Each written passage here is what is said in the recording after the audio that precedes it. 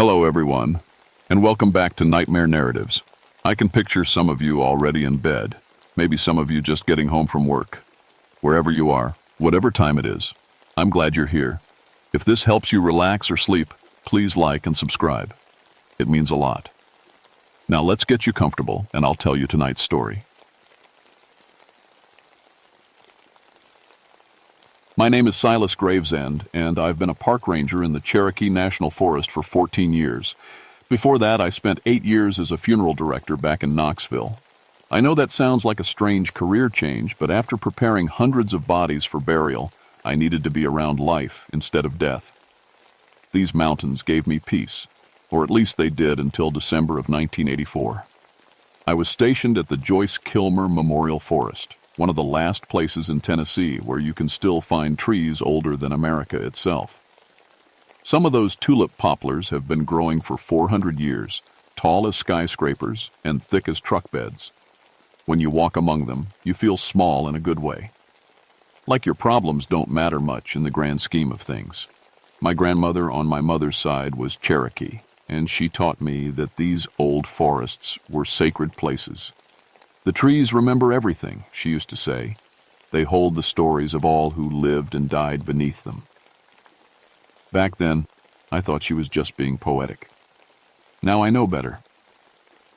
The trouble started on December 15th, during the worst ice storm we'd seen in years. The temperature had dropped to 20 below, and snow was falling so thick you couldn't see 10 feet ahead. I was alone at the research station, a small cabin deep in the memorial forest where I tracked wildlife patterns and monitored the health of the old trees. I should mention that I wasn't a typical ranger. My background in funeral work meant I handled all the wildlife mortality reports for our district. When animals died in the forest, I documented the causes: disease, predators, old age, weather.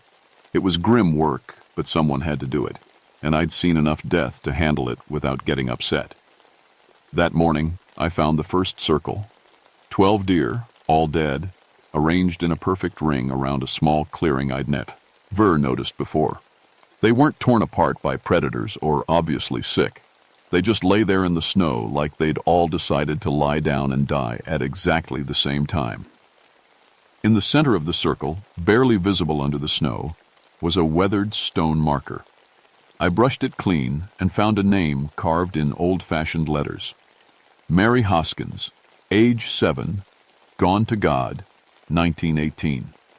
The hair on my neck stood up, not because of the grave. Old pioneer cemeteries were scattered all through these mountains, but because of how the deer had died.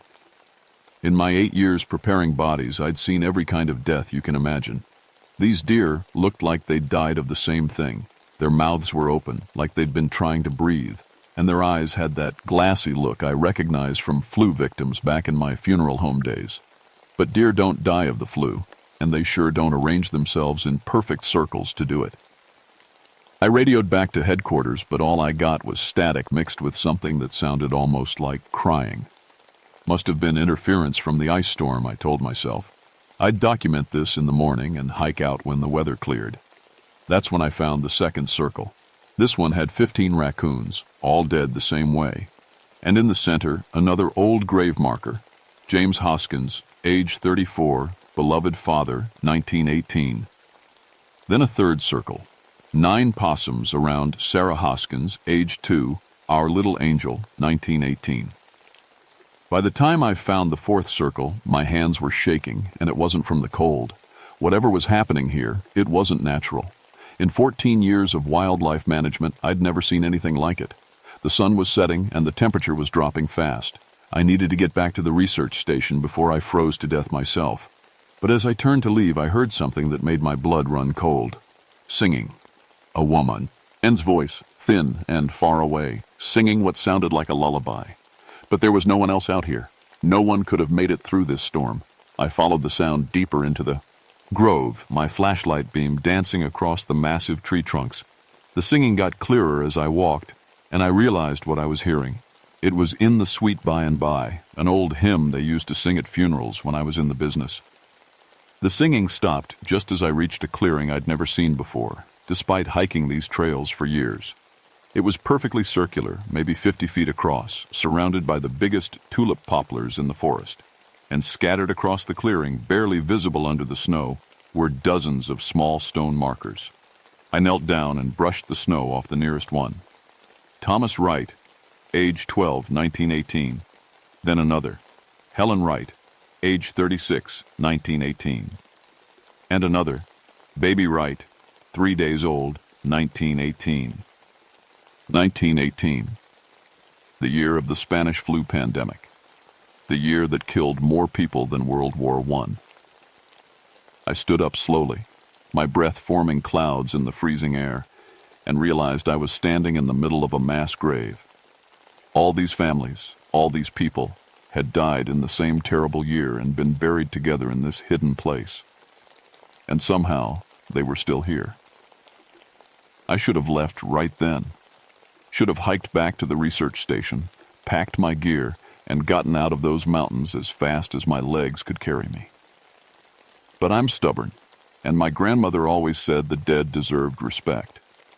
If these people had been forgotten, buried in some hidden place where no one ever visited their graves, then maybe they needed someone to acknowledge them. That was my first mistake. I spent the rest of the evening back at the station trying to make sense of what I'd found. The radio was still filled with static, but now I could swear I heard voices in it. Whispered conversations, children crying, someone coughing like their lungs were full of fluid.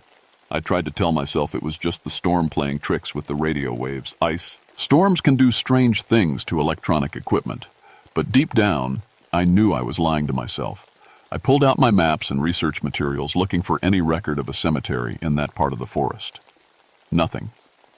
The Joyce Kilmer Memorial Forest had been extensively surveyed when it became protected land, and there was no mention of any burial ground. But I did find something else. In a 1920 newspaper from Murphy, North Carolina, there was a small article about the flu pandemic's impact on the mountain communities. Remote settlements hit hardest, the headline read. Entire families found dead in their homes.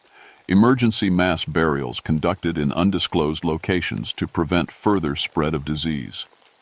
Mass burials in undisclosed locations. I was starting to understand what I'd stumbled into. The next morning, the storm had eased up enough for me to venture out again.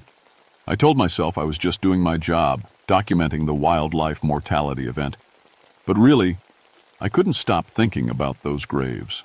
About all those people who had died alone and afraid, buried without proper funeral rites because everyone was too scared of the disease to give them a decent burial. In my years as a funeral director, I'd learned that how people are buried matters, not just to the living, but somehow to the dead as well.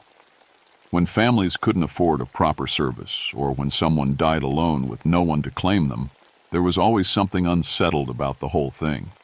Like the person couldn't quite let go.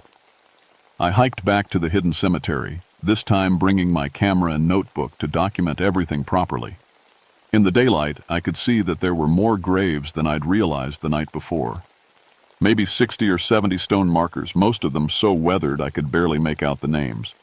But what really got my attention were the trees. The tulip poplars around the cemetery were different from the others in the forest. Their bark was darker, almost black, and their branches twisted in ways that didn't look natural. Some of them had grown right through the grave sites, their roots wrapped around the old headstones like fingers clutching at something. And they were cold. Not just winter cold, but cold like a morgue.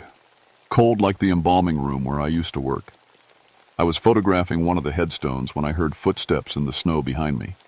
I turned around expecting to see another ranger or maybe a lost hiker, but there was no one there, just my own tracks leading into the cemetery. But there was a second set of footprints now, right beside mine, small ones, like they'd been made by a child. I followed them with my eyes, and they led straight to a tiny grave marker that read, Lucy Mae Hoskins, age 5, taken by the Lord, 1918. The footprints ended at the grave, but there was no one there. That's when I heard the coughing. It started soft, like someone trying to muffle it, but it got worse quickly. Wet, harsh coughing that sounded like someone drowning from the inside. The kind of cough I remembered from the worst flu cases back when I was preparing bodies during the bad winters. The sound was coming from all around me, from the trees, from the graves, from the air itself. I grabbed my camera and started backing toward the edge of the cemetery, but the coughing followed me. It got louder and more desperate, like dozens of people all trying to breathe at the same time and failing. Then I saw her. She was standing beside the largest tulip poplar, maybe 30 feet away. A little girl in a white nightgown, her hair long and dark, her skin pale as snow. She couldn't have been more than 7 years old, but she was see-through, like looking at someone through frosted glass. She was coughing, her small body shaking with each harsh breath. When she looked up at me, her eyes were fever-bright and desperate. She opened her mouth like she was trying to say something, but all that came out was more coughing. I stood there frozen, my camera hanging uselessly in my hands. In all my years preparing bodies, in all my time in these mountains, I had never seen anything like this. The little girl took a step toward me, then another. With each step, she became more solid, more real. I could see the sickness in her face now, the flush of fever on her cheeks, the way her nightgown was soaked with sweat. "Mister," she whispered, her voice barely audible over her coughing. "Mister, we can't breathe." That's when the others started appearing. One by one, they stepped out from behind the trees or rose up from the graves themselves. Men, women, children, babies, all of them pale and sick-looking, all of them coughing and gasping like they were drowning in their own lungs. I counted at least 20 of them, but more kept appearing. They were all around me now, forming a circle just like the dead animals had done. But instead of lying down, they were standing, swaying slightly like people with high fevers. "We can't rest," said a woman holding a baby that was barely more than a shadow. "They buried us wrong. They buried us scared." "No prayers," said an old man, his voice like wind through dry leaves. "No songs. No one to see us home." "Please," said the little girl, reaching out to me with one translucent hand. "Please help us breathe." I wanted to run. Every instinct I had was screaming at me to get out of that cemetery as fast as I could. But I'd spent too many years with the dead to be afraid of them. These weren't monsters or demons. They were just people who had died badly and been buried worse. "What do you need?" I heard myself ask. The little girl smiled, and for just a moment, she looked alive again. "A proper goodbye," she whispered. The words we never got to hear. I should have known it wouldn't be that simple. The dead never make things easy. I hiked back to the research station with my head spinning, trying to figure out what I'd gotten myself into. These people had been dead for 66 years, but somehow they were still here, still suffering from the flu that killed them, still waiting for someone to give them a proper burial. The problem was, I didn't know how to do that. I'd been a funeral director, sure, but I'd never dealt with ghosts before. And these weren't just any ghosts. These were people who had died during one of the worst pandemics in history, buried in mass graves without ceremony because everyone was too scared to get near them. I tried the radio again, hoping to reach headquarters and maybe get some backup. But instead of static, I heard something that made my blood run cold. It was a church service, an old-fashioned funeral service, with a preacher speaking about dust returning to dust and a choir singing hymns in harmony. But when I listened closer, I realized the voices were the same ones I'd heard in the cemetery. The dead were conducting their own funeral, the one they'd never been given. That's when I knew I was in real trouble. I spent the rest of the day researching Cherokee burial traditions. My grandmother had taught me some of the old ways, but I'd never paid close attention. Now I wished I had. According to what I could remember, the Cherokee believed that people who died badly or were buried improperly could become stuck between worlds, unable to move on to the nightland where spirits were supposed to go. The cemetery I'd found was on Cherokee land, sacred ground where the dead should have been honored according to tribal customs. But the white settlers who died there had been buried Christian style, and even that had been done wrong. No wonder they couldn't rest. As night fell, I heard them coming. It started with singing, the same hymns I'd heard on the radio. But this time, the voices were coming from outside the station. I looked out the window and saw lights moving through the trees. Not electric lights, but the soft glow of candles or oil lamps. They were Appalachian, a funeral procession. I watched from the window as dozens of translucent figures walked slowly through the forest, carrying phantom candles and singing in voices that sounded like wind through empty houses. They moved in a long line between the trees, heading toward the hidden cemetery. At the front of the procession was a man in a black suit carrying what looked like a Bible. Behind him came families walking together, parents holding the hands of children who flickered in and out of sight like candle flames in a breeze. And at the very end, walking alone, was the little girl I'd met earlier. She turned and looked right at me through the window, her fever-bright eyes pleading. I knew what she wanted. They all wanted the same thing. Someone living to witness their funeral, to speak the words that would let them go home. Before I could lose my nerve, I put on my coat and walked outside. The cold hit me like a physical blow. It wasn't natural cold. It was the cold of the grave, the cold of the morgue, the cold of death itself. My breath came out in great white clouds, and ice crystals formed on my beard within seconds. But I kept walking, following the procession deeper into the forest. They led me back to the hidden cemetery, where I found something that hadn't been there before. In the center of the clearing, surrounded by all those weathered headstones, someone had built a church. Not a real church. It was made of shadows and moonlight and memories, but I could see it clearly. Wooden pews, a simple altar, windows that showed not the forest outside but some other place entirely. Somewhere warm and bright, where the dead could finally rest. The ghost congregation filed into the shadow church and took their seats. Families sat together, children on their parents' laps, babies cradled in arms that were barely there. They all looked at me expectantly. The man in the black suit, I realize now he must have been the town preacher who died along with everyone else, gestured for me to come forward. You know the words, he said, his voice echoing, strangely in the impossible space. You've said them before. He was right. In my years as a funeral director, I'd worked with dozens of ministers, had heard the burial service so many times I knew it by heart. But I'd never given one myself. I'm not ordained, I said. I'm not a preacher. Neither was I, the ghost preacher replied. I was a school teacher who read Bible verses on Sundays because we were too poor for a real minister. But when the flu came, I did what needed doing, same as you. I looked out at the congregation of the dead, all of them watching me with hope in their translucent faces.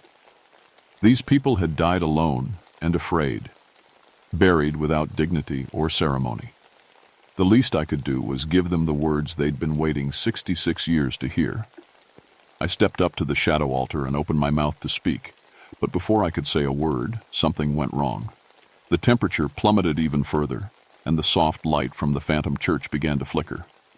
The dead in the pews started coughing again, harder than before, like their spectral lungs were filling up with fluid. Too late, whispered the little girl, Lucy May. She was standing in the front pew now, her nightgown stained with something dark. Too late, too late. They're coming for us. Who's coming? I asked, but even as I said it, I could hear them. Footsteps, heavy boots marching through the forest, getting closer, and voices, harsh, frightened voices shouting orders. Burn it all, someone yelled.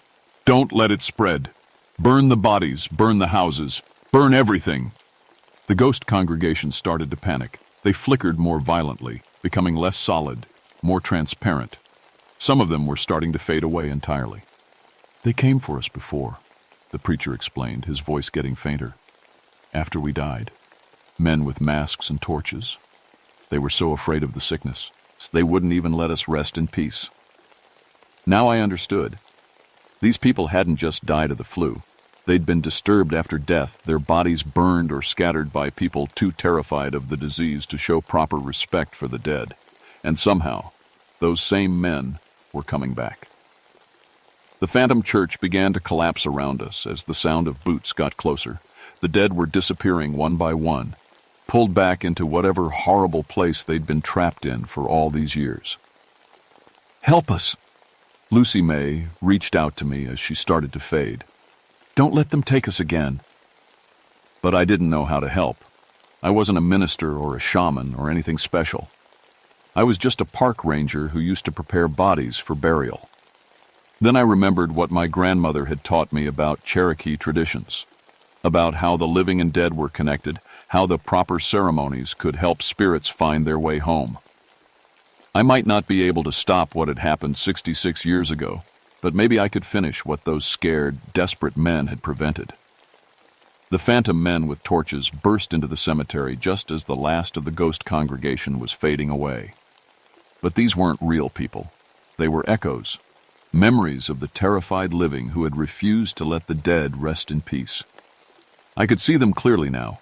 Men in long coats with cloth masks over their faces, carrying kerosene torches and shovels. They moved through the cemetery like a destructive storm, kicking over headstones and setting fire to everything they could reach. "Burn it all!" their leader shouted, his voice muffled by the mask. "Can't have the sickness spreading. These people are better off burned." But the fires they set weren't real fires. They were cold flames that gave off no heat, only a terrible blue-white light that made everything look like it was underwater, and wherever the caves I touched, the spirits of the dead screamed and writhed in agony. Lucy May appeared beside me, grabbing my hand with fingers that felt like ice water. "They keep coming back," she whispered, tears streaming down her fever-bright face. "Every time we try to rest, they come back and burn us again. Make it stop, mister. Please make it stop." I looked around the cemetery and finally understood what had really happened here. These people hadn't just died of the flu. They'd been murdered twice, first by disease, then by fear. The Spanish flu pandemic had been the deadliest plague in human history.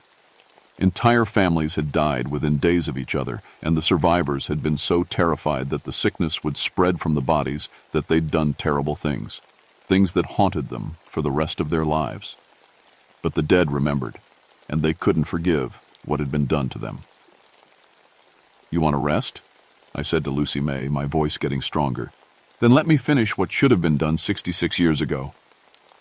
I stepped into the center of the cemetery, right where the phantom flames were burning coldest.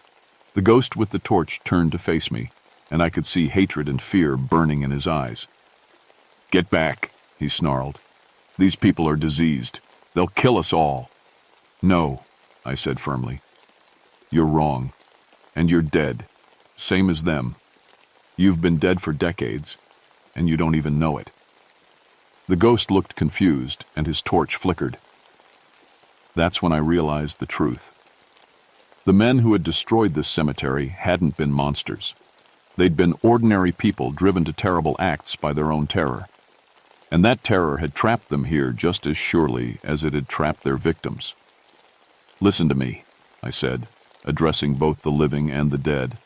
"All of you. I've spent my whole adult life dealing with death, and I know this. Everyone deserves dignity when they die. Everyone deserves to be remembered with love, not fear." I turned to where Lucy May and the other spirits were cowering behind the headstones. "Your names were T. Hummus Wright, Helen Wright, Baby Wright," I began, reading from the weathered markers. "Mary Hoskins, James Hoskins, Sarah Hoskins, Lucy May Hoskins. You were not just victims of a disease. You were people. You had families. You had lives that mattered." As I spoke their names, the spirits became more solid, more real. The phantom flames began to dim. You died afraid and in pain, and you were buried without the respect you deserved. But you are not forgotten. I see you. I acknowledge you.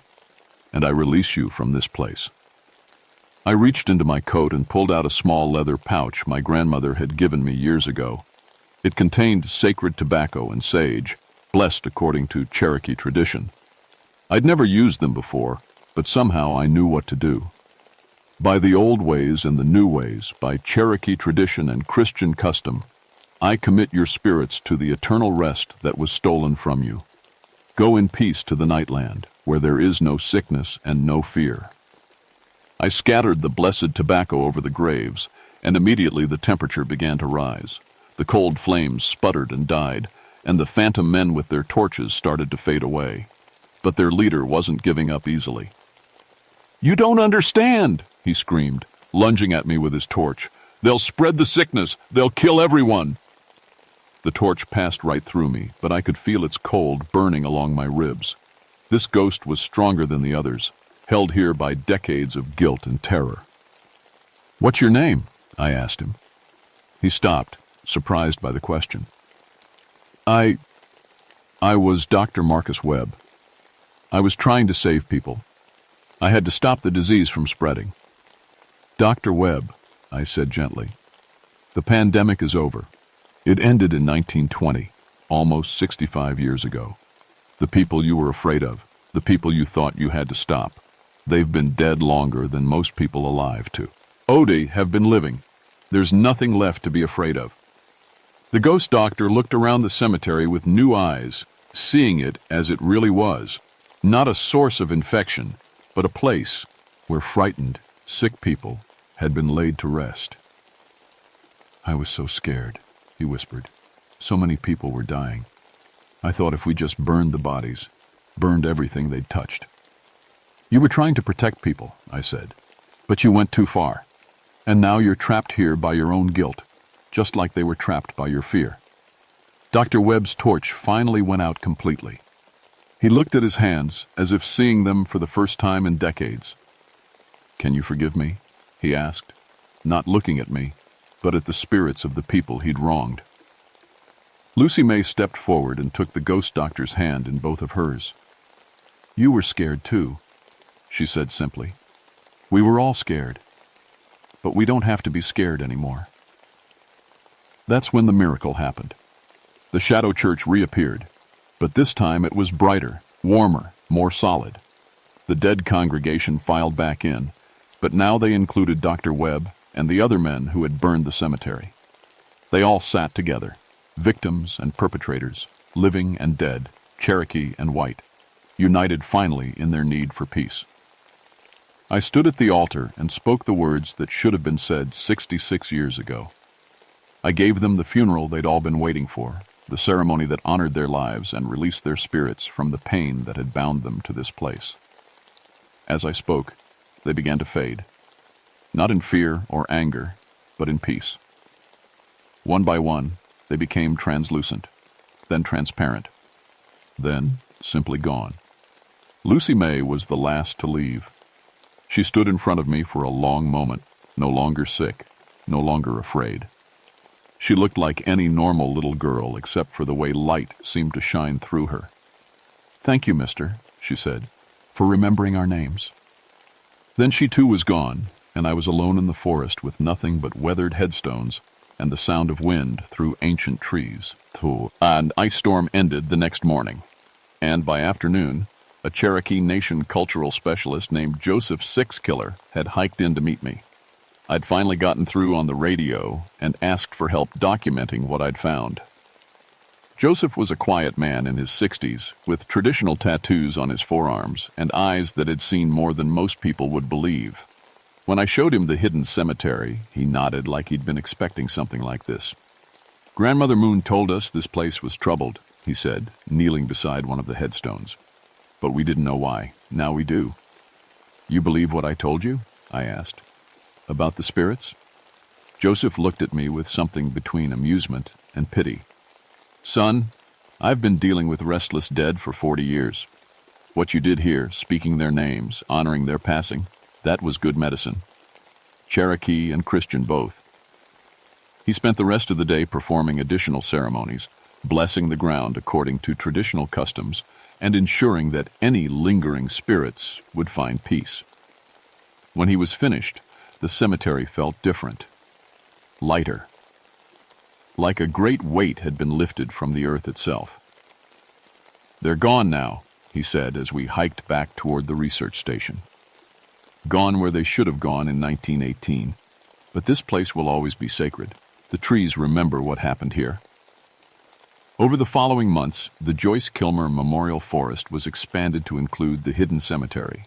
The graves were properly marked and maintained, and a small monument was erected to honor the victims of the 1918 flu pandemic who had been denied dignity and death. I stayed on as a ranger for 3 more years, but something had changed in me.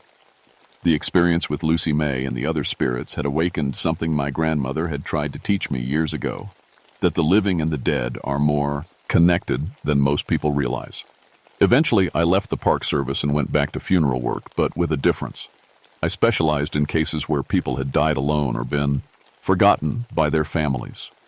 I made sure they got proper services, that their names were spoken with respect, that someone witnessed their passing from this world to whatever comes next.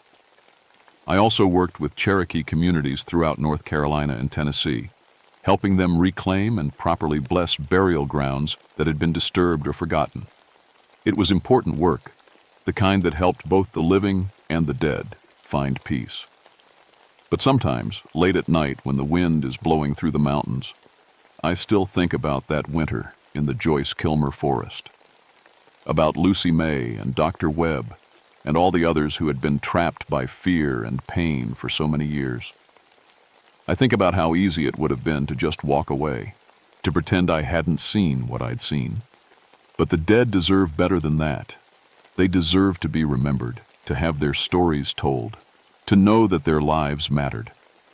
That's why I'm telling you this story now, because somewhere out there, in forgotten corners of old forests and abandoned settlements, there are other restless spirits waiting for someone to speak their names, waiting for someone to give them the dignity that was denied to them in life. The dead don't lie, and they don't forget. But with the right words, the right ceremonies, the right respect, they can finally forgive. And when they do, they can go home at last. If you ever find yourself in the Cherokee National Forest, in the Joyce-Kilmer Memorial Grove, look for the small cemetery with its weathered headstones and ancient trees. Read the names carved in stone. Remember that these were real people who lived and died and deserved better than they got. And if you happen to hear singing on the wind or catch a glimpse of candlelight between the trees, don't be afraid. It's just the dead, finally at peace, reminding us that love is stronger than fear, and that everyone deserves to be remembered with dignity. The trees remember. And now, so do you.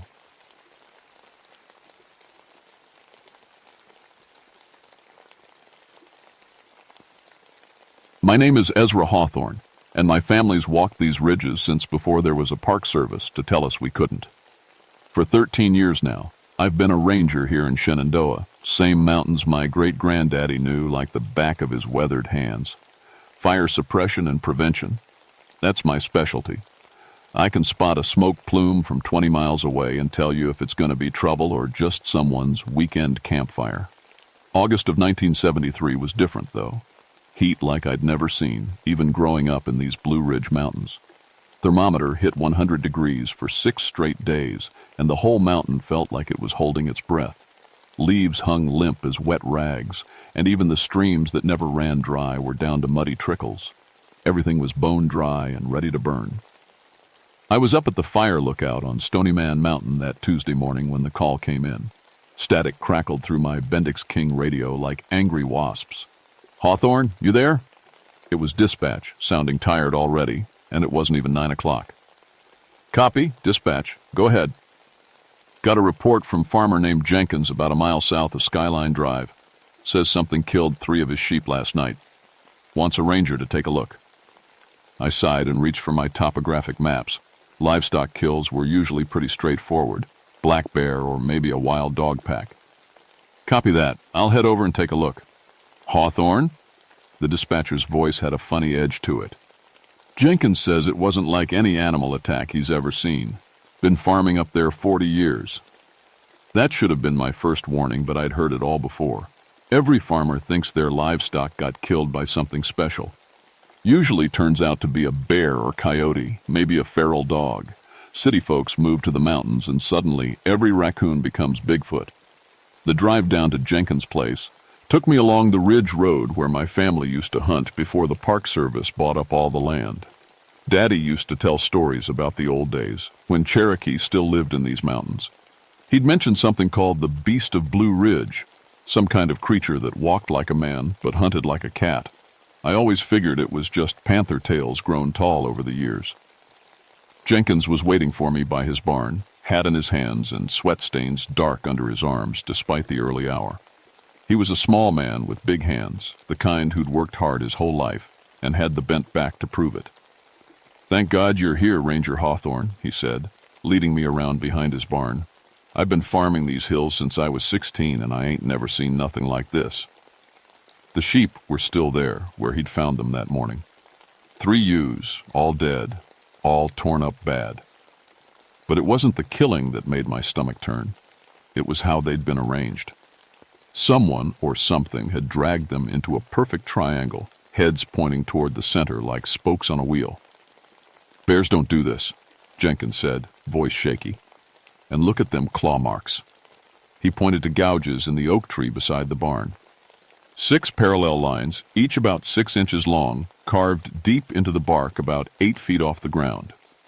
No bear I knew could reach that high, and no bear had claws that long. "Could be a big cat," I said, though I didn't believe it myself. "Mountain lion, maybe." Jenkins shook his head. "Ain't been a painter in these mountains for 50 years, and you know it. Besides, look at the tracks." He led me to a muddy patch near his water trough. The prints were clear in the dried mud, and they made my skin crawl. They started out looking almost human. 5 toes, about the size of a man's foot, but with long claw marks at the tips. Then, about 10 feet away, they changed. Same creature, but now walking on all 4s like some kind of animal. "What walks on 2 legs and then drops to 4? Jenkins asked. I didn't have an answer for that. I took photos with my 35mm camera and measured the tracks with my ranger's tape. Made notes about the claw marks and the way the sheep had been arranged. All standard procedure, but nothing about this felt standard. "You keep your livestock close to the barn for a while," I told Jenkins. "And if you see or hear anything strange, you call the ranger station right away." Driving back up the mountain, I kept thinking about those tracks. In 13 years of rangering, I'd seen bear kills and coyote kills and even one mountain lion attack down near Front Royal. None of them looked like what I'd seen at Jenkins' place. The radio crackled again as I reached the fire lookout. "Hawthorne, we got another call. Mrs. Patterson up on Mill Creek Road says something killed her dog last night." I closed my eyes and felt the heat pressing down on me like a heavy blanket. "On my way," I said. Mrs. Patterson's place was 5 miles north of Jenkins' farm, up a winding dirt road that hadn't seen fresh gravel in years. She met me at her porch, a gray-haired woman in a faded house dress who looked like she hadn't slept. "It's behind the woodshed," she said, not wanting to walk back there herself. "Poor Buster. Had him 12 years. Buster had been a big German shepherd, the kind of dog that could handle himself against most anything, but something had torn him apart like he was made of paper. Same claw marks, same impossible reach on the nearby trees. And the smell, Lord, the smell was like nothing I'd ever encountered. Part wet animal, part something else. Something that made my nose burn and my eyes water. "Did you hear anything last night?" I asked Mrs. Patterson. "Heard Buster barking around midnight, then he stopped real sudden-like." She wrapped her arms around herself despite the heat. "Then I heard this sound, like screaming, but not human, not animal either. Something in between." I took more photos and measurements. The tracks were the same, starting human, changing to animal. But there was something else this time. Long scratches in the dirt that looked almost like symbols, though I couldn't make sense of them. By the time I got back to the ranger station, word had spread. Game Warden Pete Morrison was waiting for me, hat pushed back on his graying head and a worried look in his eyes. "Heard you had some strange animal kills today," he said. "Mind if I take a look at those photos?" Pete had been working these mountains longer than I'd been alive. If anyone would know what we were dealing with, it'd be him. I spread the photos out on my desk and watched his face change as he looked them over. "Jesus, Ezra, what the hell is this thing?" "Was hoping you could tell me." He picked up the photo of the claw marks on Jenkins' oak tree. "I've seen bear claws, mountain lion claws, even wolverine claws up in Canada. This ain't like any of them. And the reach?" He shook his head. "Nothing around here could make marks that high." "What about the tracks?" Pete studied the photos of the changing footprints. "It's like something that could choose to walk upright or on all 4s, but that's impossible. Tell that to the dead animals. We decided to patrol together that night, Pete bringing his tracking hounds and me bringing my rifle and emergency radio. The sun was setting behind the mountains when we parked at the end of Mill Creek Road and started walking into the woods. The mountains felt wrong that evening. Usually you'd hear birds settling down for the night, maybe an owl calling or a whippoorwill starting up. But there was nothing. Complete silence, like the whole mountain was holding its breath. Pete's hounds were acting strange too. Rex and Blue were seasoned tracking dogs who'd never backed down from a bear trail. But tonight they stayed, Dee close to Pete's legs, whining low in their throats. "They smell something," Pete whispered. "Something they don't like." We followed an old deer trail up toward the ridge, flashlights, cutting through the growing darkness. The air was still thick and hot, no breeze to cool the sweat on our faces. Every step seemed too loud, every broken twig like a gunshot. That's when we found the second set of kills. 3 deer, all bucks, arranged in the same triangle pattern as Jenkins's sheep. But these had been up here longer, maybe a week or more. The smell was terrible, but underneath it was that same burning odor I'd noticed at Mrs. Patterson's. "Look at this," Pete said, shining his light on a nearby tree. More claw marks, but these were fresh.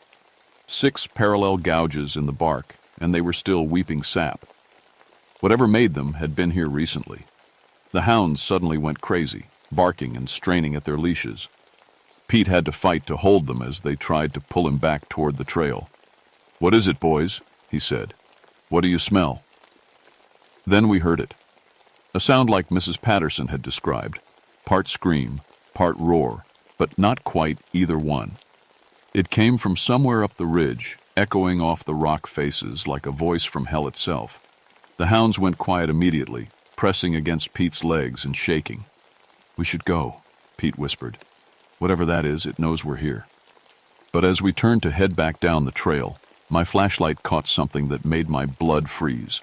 2 yellow eyes, glowing like hot coals, watching us from a rock ledge 30 feet above our heads. No animal could have climbed up there. The cliff face was sheer granite. The eyes blinked once, then disappeared. We ran. I'm not ashamed to admit it. 2 grown men, both armed, both with years of experience in these mountains, and we ran like scared children. The hounds didn't need any encouragement. They pulled Pete down the trail so fast he could barely keep his feet. Behind us, something howled again, closer this time.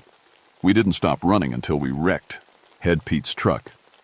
"What the hell was that thing?" Pete gasped, hands shaking as he loaded his dogs into the back.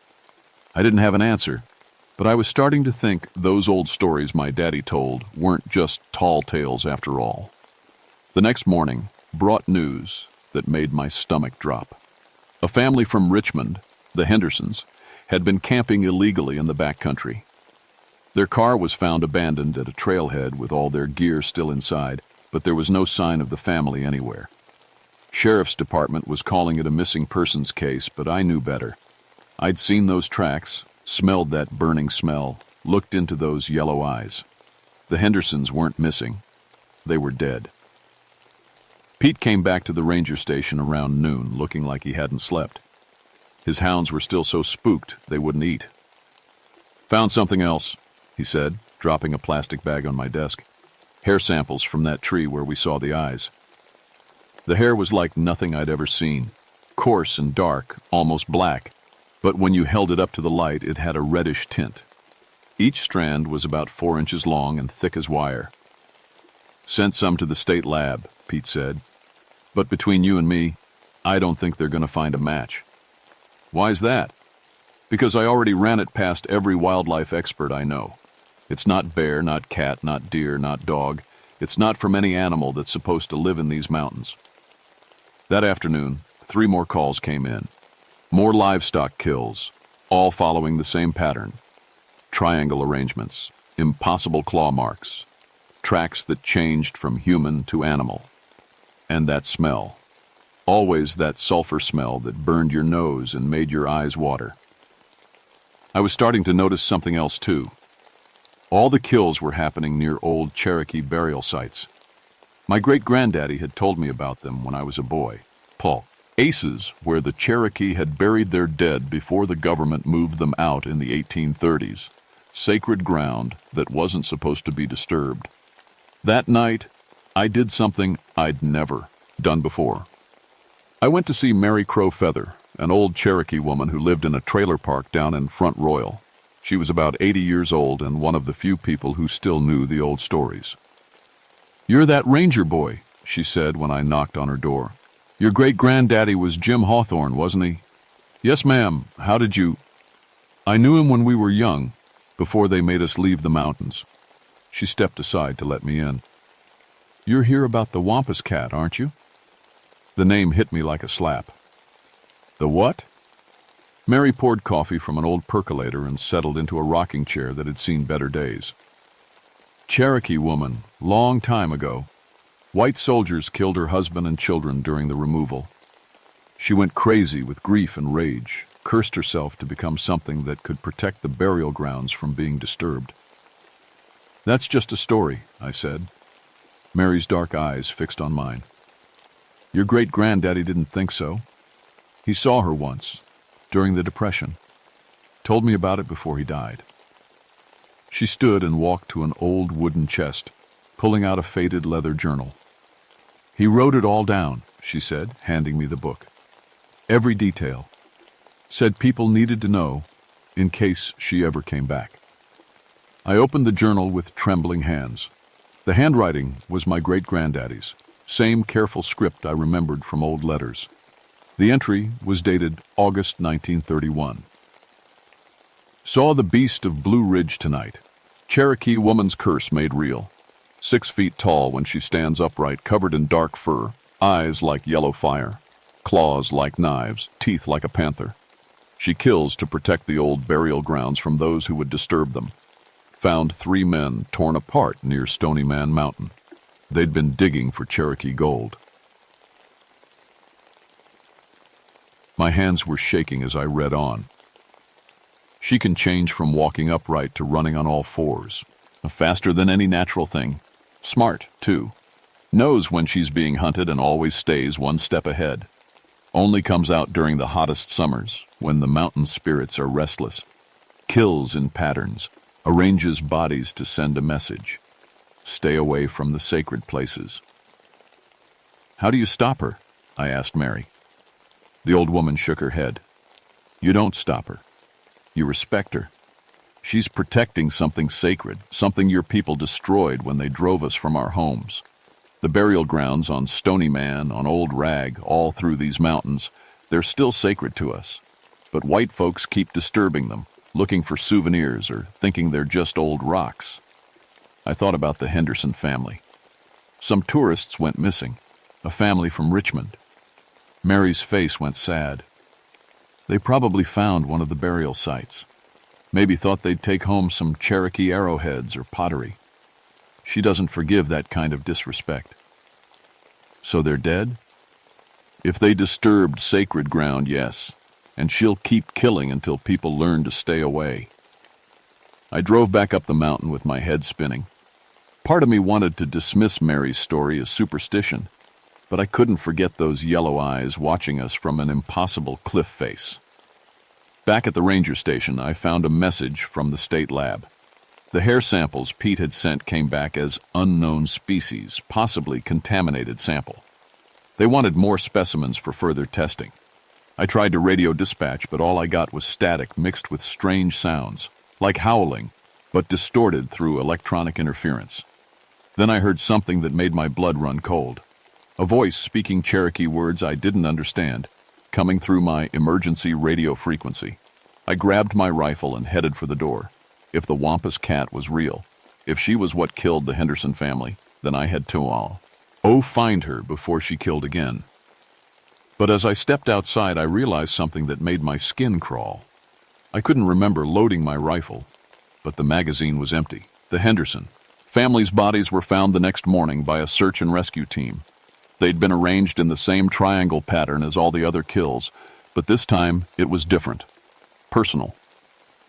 The father had been found clutching a Cherokee pottery shard in his dead hand. and scattered around the bodies were dozens of arrowheads and other artifacts they'd been collecting from what they probably thought was just an old campsite. But I knew better now. Thanks to my great-granddaddy's journal and Mary Crow Feather's stories, I knew they'd been digging in a Cherokee burial ground.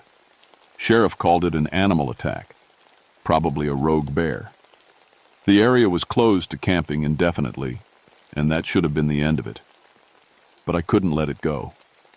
3 people were dead because they'd disturbed sacred ground, and something told me the killing wasn't over. That night, I drove to Stony Man Mountain alone, left my radio in the truck and took only my rifle, a flashlight, and my great-granddaddy's journal. If the Wampus Cat was real, if she was protecting Cherokee burial sites, then maybe I could reason with her. Maybe I could make her understand that not all white folks wanted to disturb what was sacred. The trail up Stony Man was steep and rocky, winding through mountain laurel and oak trees that seemed to lean in close like they were trying to whisper secrets. The air was still thick with heat, no breeze to cool the sweat that ran down my back. Every step seemed to echo in the stillness. I found the burial ground about half a mile up the trail. It didn't look like much to untrained eyes, just a flat area surrounded by old oak trees with some moss-covered stones arranged in rough circles. But my great-granddaddy's journal had described it perfectly, and I could feel something in the air. A weight, like the mountain itself was watching. The Hendersons had made a mess of the place, and holes dug everywhere, sacred stones overturned, artifacts scattered like trash. It made me sick to look at it. "I know you're here," I said to the darkness. "I know what this place is, what it means." The silence stretched on for what felt like hours. Then, slowly, I became aware of breathing that wasn't my own. Deep, steady breaths coming from somewhere in the trees above me. "I'm not here to hurt you," I said. "I'm here to help." A branch cracked somewhere to my left. I turned my flashlight toward the sound but saw nothing except shadows and leaves. Then I heard her voice. It was the Cherokee words I'd heard on my radio, but now I could tell it was a woman speaking. The voice was rough, like someone who'd been screaming for a long time, but underneath it was pain so deep it made my chest ache. "You understand English?" I asked. The voice switched languages, speaking English with an accent I'd never heard before. "I understand the words of those who took my home, killed my children, drove my people from these mountains." I could see her now, standing at the edge of the tree line, 6 feet tall when she stood upright, just like my great-granddaddy had written. Dark fur covered her body, but her face was almost human, a woman's face twisted by grief and rage. Her eyes glowed yellow in my flashlight beam, and when she opened her mouth, I could see fangs like a panther's. "I'm sorry," I said, and I meant it. "I'm sorry for what my people did to yours, but killing innocent families won't bring your children back." She stepped closer, and I could see the long claws that had carved those gouges in the trees. "Innocent?" Her voice was like gravel and smoke. "They came to sacred ground and stole from the dead, scattered the remains of my ancestors like garbage. There is no innocence in such disrespect." "You're right," I said. "What they did was wrong, but there has to be another way. For 140 years I have watched your people destroy what is sacred, build roads through burial grounds, let children play with Cherokee bones they find in caves, turn our sacred places into tourist attractions." She was close enough now that I could smell that sulfur scent, see the pain in her glowing eyes. When did talking ever stop the destruction? I thought about Mary Crow Feather's words, about respecting what was sacred. What if I helped you protect this place, made sure no one else disturbed it? The Wampus Cat tilted her head, studying me with those terrible, beautiful eyes. "You would do this? Even knowing what I am? What I have done?" "Yes." For a moment, I thought she might actually consider it. But then her expression changed, became suspicious and angry again. "Your great-grandfather made the same promise," she said. "After he saw me kill those men in 1931. He said he would keep people away from the burial grounds. But look around you. Look what his protection was worth. She was right, and we both knew it. My great-granddaddy had died 20 years ago, and the Park Service had never been told about the Cherokee sites. Tourists and campers had been wandering through sacred ground for decades. "I'm not my great-grandfather," I said. "I'll do better." The Wampus cat laughed, a sound like wind through broken glass. "You will grow old and die, and the next ranger will know nothing of promises made to a Cherokee ghost. The destruction will continue, just as it always has." She was moving now, circling me like a predator. I kept turning to keep her in sight, but she moved with impossible grace, sometimes upright like a woman, sometimes dropping to all fours like an animal. "There is only one language your people understand," she said. "Fear. When they are afraid, they stay away. So you'll keep killing? Until they learn to respect what is sacred, yes." I realized then that there was no reasoning with her, no promise I could make that would stop the killing. She was protecting something bigger than either of us, something that had been violated too many times over too many years. The grief and rage that had transformed her into this creature were too deep, too old to heal with words. But I couldn't let her keep killing innocent people either. I raised my rifle. The Wampus cat smiled, showing those panther fangs. "You think your gun can stop what I have become?" "I have to try." She moved faster than anything I'd ever seen. One second she was 20 feet away, the next she was right in front of me, knocking the rifle from my hands with one sweep of those terrible claws. I fell backward, landing hard on the rocky ground. She stood over me, and I could feel the heat radiating from her body like a fever. "I could kill you right now," she whispered. "Tear you apart like I did those tourists. But I won't." "Why not?" "Because you came here alone, knowing what I was, to try to protect people you don't even know. Because you showed respect for sacred ground that your own people have forgotten." She stepped back, and I could see sadness in her glowing eyes. "And because your great-grandfather was kind to me once, long ago." I struggled to my feet, legs shaking. "So what happens now?" "Now you leave. You tell people this area is dangerous, that there's a rogue animal in the mountains. You keep them away from the burial grounds, all of them, not just this one. And maybe, if you do your job well enough, there won't be any more killing." "And if I can't keep them away?" The Wampus cat was already fading back into the shadows, becoming one with the darkness under the trees. "Then I will do what I was cursed to do. I will protect the sacred places, no matter the cost." Her voice seemed to come from everywhere and nowhere at once. "Remember, Ranger Hawthorne, the old ways must be respected, or the killing will never end." Then she was gone, and I was alone with the night and the weight of an possible promise. I kept my word as much as I could. The next morning I filed reports with the Park Service recommending that large sections of the Blue Ridge be closed to camping indefinitely. Cited unstable wildlife populations, dangerous terrain, risk of forest fires in the drought conditions. Most of it was true, even if it wasn't the whole truth.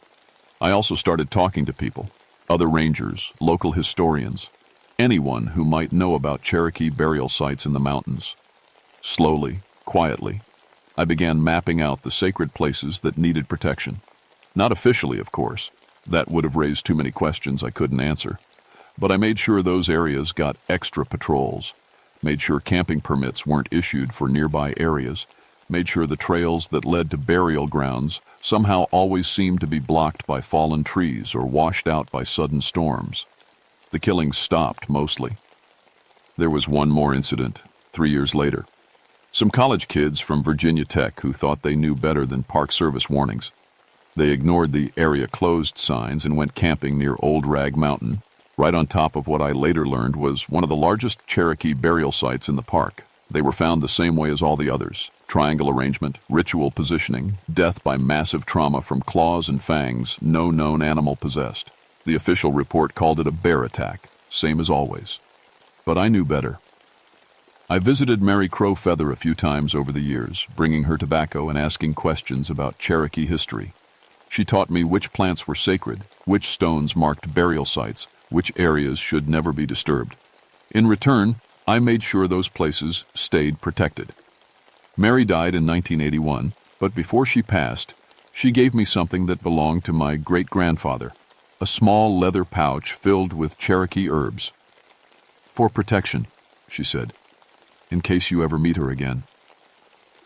I never did meet the Wampus Cat again, at least not face to face, but sometimes, on the hottest August nights when the mountain holds its breath and even the insects go quiet, I'll be up at the fire lookout and hear that howling echo off the cliff faces. Not quite human, not quite animal. And sometimes, if I'm walking the trails near the old burial grounds, I'll catch that sulfur smell on the wind. Or I'll find fresh claw marks on trees, 6 parallel gouges about 8 feet off the ground that weep sap like tears. She's still out there, still protecting what's sacred, still keeping the old promise that transformed her from a grieving Cherokee woman into something else, something that bridges the gap between human and animal, between the living and the dead. I retired from the Park Service in 1995, but I still live in these mountains, still keep an eye on the sacred places, still make sure the burial grounds stay undisturbed.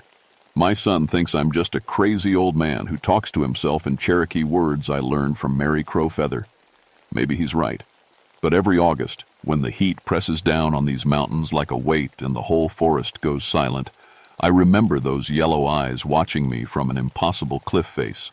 I remember the sound of a woman's voice speaking words of grief and rage that echo through time itself. And I keep my promise.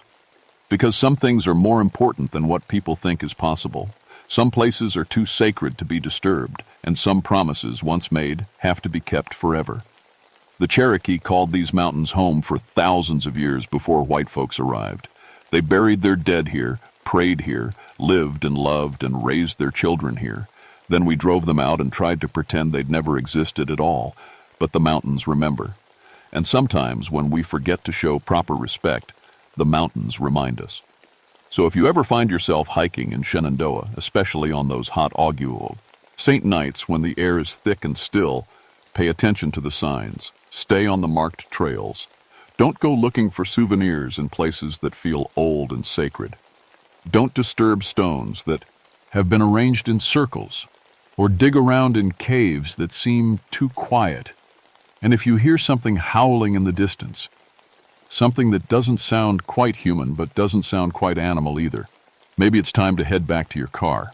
Because the Wampus Cat is still out there, still protecting what's sacred, still keeping watch over the burial grounds of her people, still waiting for the next person who thinks they can take whatever they want from these ancient mountains.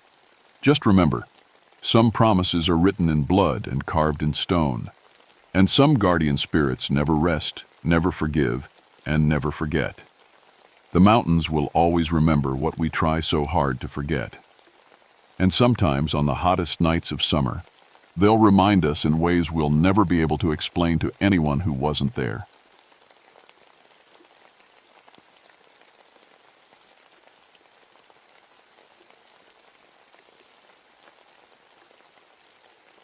My name is Caleb Ravenshollow, and I've been pulling folks out of trouble spots in these mountains for 21 years.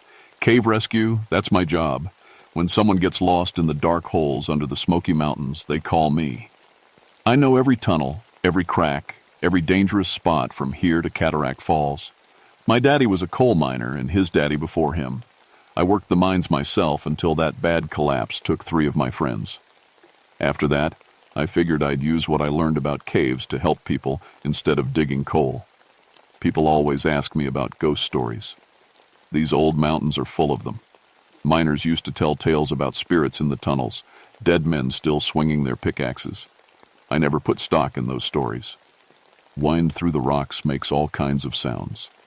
Scared men hear what they want to hear. That was before October 1981. The rain had been coming down hard for 3 days. Water filled up the old mine entrances like bathtubs. The temperature dropped to 35 degrees, and we even got some early snow. Not the best time to be crawling around underground, but that's when people usually need help the most. The call came in on a Tuesday morning. 2 college boys had gone spelunking in the old copper mines near Cataract Falls. They made it out okay, but they were shaking like leaves. Said they heard screaming coming from deep in the tunnels. Humans screaming, they swore up and down. Probably just wind, I told Sheriff Morrison when he called me. Those copper mines got sealed up 40 years ago. Concrete plugs thick as your arm. Nothing down there but rocks and water now. But the sheriff wanted me to check it out anyway. Those college boys were pretty upset. One of them kept saying he heard voices calling for help, said it sounded like men trapped and trying to dig their way out. I loaded up my truck with the usual gear. Petzl here, it's lamp, extra batteries, static rope, emergency oxygen, and my atmospheric monitor to check for bad air. The old copper mines could be tricky. Sometimes gases built up in the sealed sections. The drive to Cataract Falls took me through the old company town ruins. Nothing left now but some foundation stones and rusted machinery. Back in the 1800s, this whole area buzzed with miners and their families. The copper played out eventually, and everyone moved on. The mining company sealed the tunnels in 1941 for safety. I parked near the main entrance. The concrete seal looked solid, no cracks or damage. But there were other ways in if you knew where to look. The college boys had found one of the old air shafts about a quarter mile up the ridge. The shaft dropped down 20 feet to connect with the main tunnel system. I rigged my rope and rappelled down, checking the walls with my light. Everything looked normal. Limestone and sandstone, some old timber supports that hadn't rotted yet. My boots hit the tunnel floor with a splash. The recent rains had left about 6 inches of muddy water covering everything. I started walking toward where the main mining area used to be, following the old rail tracks that were still embedded in the stone. That's when I saw the first footprint. It was clear as day in the mud. A boot print, fresh, leading toward the sealed section. But that made no sense. The college boys had come in through the same entrance I used, and their tracks should have been washed away by the water that had been flowing through here. I followed the prints for about 50 yards until they stopped at the concrete wall that sealed off the deeper mines. The prints went right up to the wall and stopped, like whoever made them had walked straight through solid concrete. I checked my watch. Been down here 30 minutes already. My headlamp showed no signs of other people. At those footprints bothered me. I took some photos and measured them. Size 11 boots, work boots by the look of the tread. The air felt wrong too. Not bad air. My monitor showed normal. Oxygen levels. But it felt thick somehow, like before a thunderstorm. And cold. Way colder than it should have been underground. I was about to head back when I heard it. A sound like metal hitting stone. Slow and steady. Clang. Clang. Clang. It was coming from behind the concrete wall. I stood there listening for a full minute. The sound kept going. Clang. Clang. Clang. Like someone hitting rock with a pickaxe. But that was impossible. That section had been sealed for 40 years. I pressed my ear against the concrete. The sound got louder. Definitely metal on stone. And underneath it, something else. Voices. Faint, but definitely human voices. My radio crackled. "Caleb, you copy?" It was Morrison. "Yeah, I'm here." "Find anything?" I hesitated.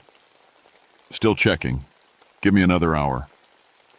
"Those college boys are here at the station. They want to know if you heard the screaming." I looked at the concrete wall. "Not yet, but I'm hearing something." The sound stopped while I was talking to Morrison. When I clicked off the radio, everything went quiet except for the drip of water somewhere in the darkness. I decided to check the other entrances. Maybe someone had found another way in. The old mining operation had dozens of shafts and tunnels. Most were sealed, but 40 years was a long time. Concrete could crack. Trees could grow and shift things around. I spent the next 2 hours checking every entrance I knew about. All sealed tight. No fresh digging, no new openings. But I kept finding those boot prints, always leading toward the sealed areas, always stopping at solid walls. By afternoon, I had to admit something strange was going on. I called in Jake Morrison, not the sheriff, but his nephew who worked as a state mine inspector. Jake knew more about these old operations than anyone. He met me at the site around 4 o'clock. Jake was a thin man with thick G's, lasses, and a clipboard always in his hand. He'd been inside more abandoned mines than anyone in Tennessee. "You look worried, Caleb," he said as we geared up. "Found some things that don't make sense."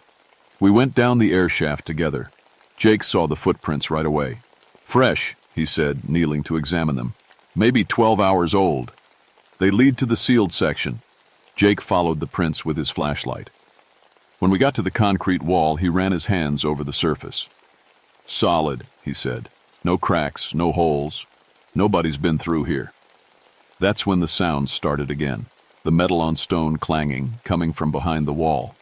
Jake's face went white. "What the hell is that?" "Been going on all day," I said. "Listen." We stood there quietly. The clanging continued, steady as a heartbeat, and underneath it, those voices. More than one person talking in low tones. I couldn't make out words, but it definitely sounded like men working. Jake pulled out his own radio and called the state office. "I need the original mine surveys for the Cataract Falls copper operation," he said.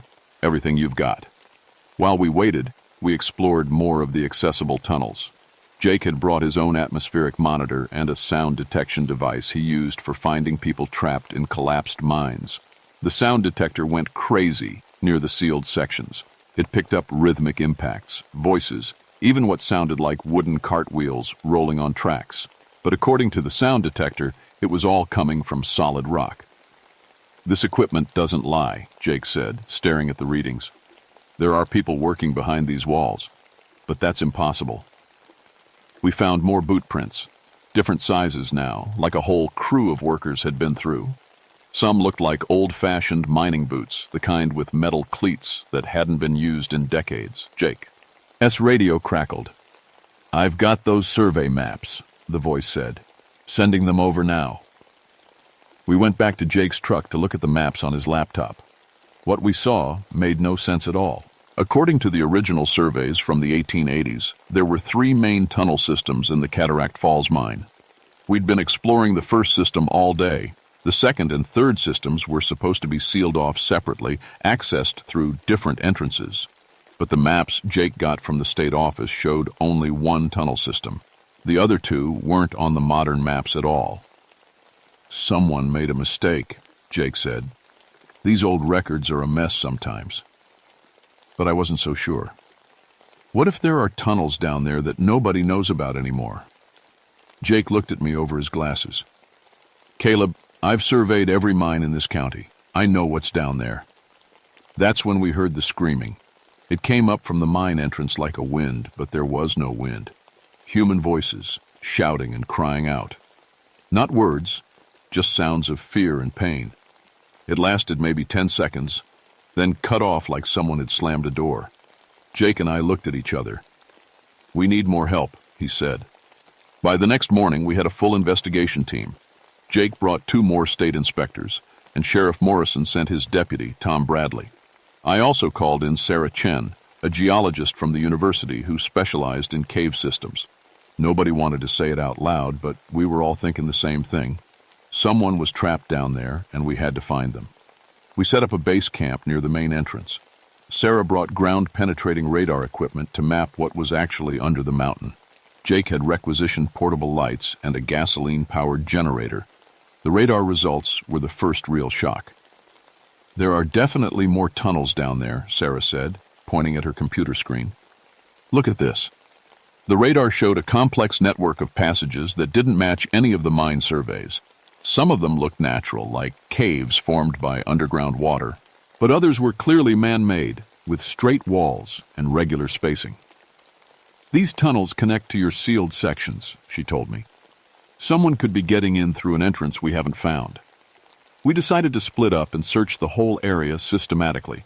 Jake and one of his inspectors would check the north ridge for hidden entrances. Sarah and Tom would search the south side. I would go back underground and try to follow the sounds. I went down alone around noon. The water level had dropped some, making it easier to move around. But the air still felt wrong, thick and cold.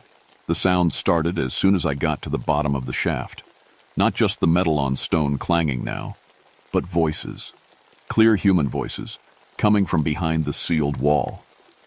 I pressed my ear against the concrete and listened, men talking in normal conversational tones. I couldn't make out words, but the rhythm sounded like people working together, calling out instructions to each other. Then I heard something that made my blood freeze. "Watch that timber, boys. She's starting to crack." The voice was clear as day, coming from right on the other side of the wall. An old man's voice with an accent I recognized. The kind of accent my grandfather had, the one mountain folks used 100 years ago. I grabbed my radio. "Jake, you there?" Static. No answer. "Sarah, Tom, anybody copy?" Nothing. Radio was dead. I tried my cell phone. No signal, which was normal underground. But my radio should have worked. We'd tested it that morning. I decided to head back up and get the others.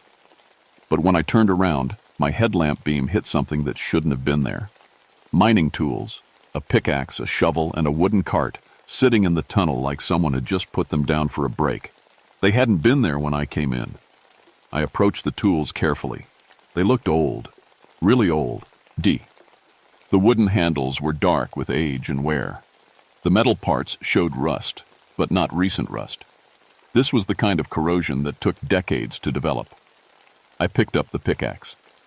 It was heavy, heavier than modern tools. The handle was smooth from years of use, and carved into the wood were the initials JM. Behind me, a voice said, "That's my pick, son. Been looking for it." I spun around, nearly dropping the tool. A man stood in the tunnel about 10 feet away, older, maybe 60, wearing clothes I'd never seen except in old photographs. Canvas pants, suspenders, and a leather hat with a brass lamp mounted on the front. His face was gaunt and his eyes looked sunken in the shadows. But I could see through him, like looking at someone through dirty glass. "Who are you?" I managed to say. "Name's Jeremiah Mason," he said. "Been working this mine since 1878. You're new."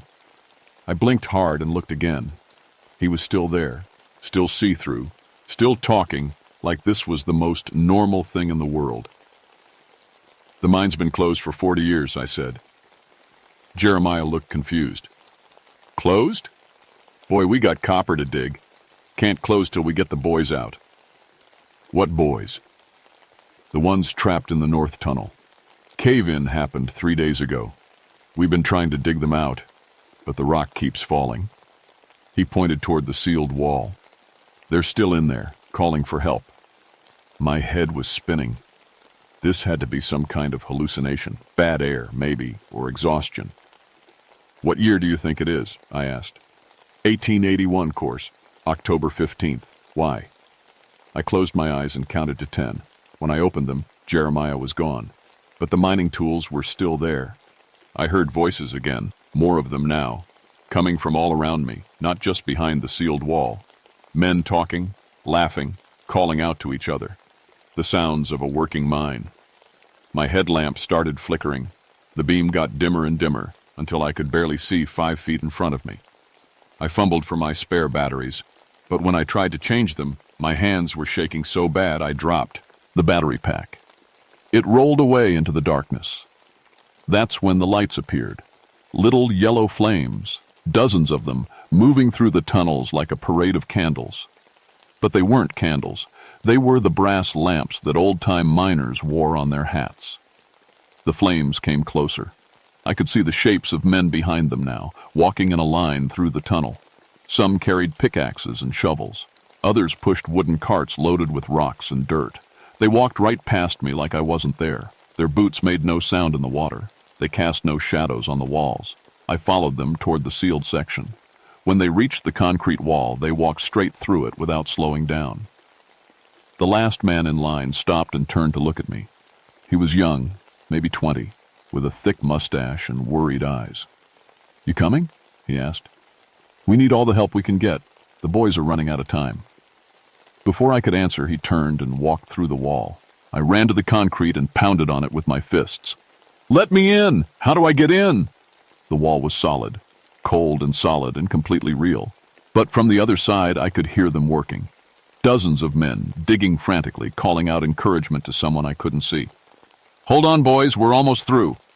Keep digging, they're still alive in there. Don't give up, we're coming. I don't know how long I stood there listening. Could have been minutes or hours. Time felt wrong in that place, like it was flowing in different directions at once. When my backup headlamp finally started working again, I saw more tools scattered around the tunnel. Not just the ones I'd found before, but dozens of them. Picks and shovels and hammers, all old, all used, all arranged like men had just put them down to take a break. And scratched into the wall in letters that looked fresh were Naltrol, Mies and dates.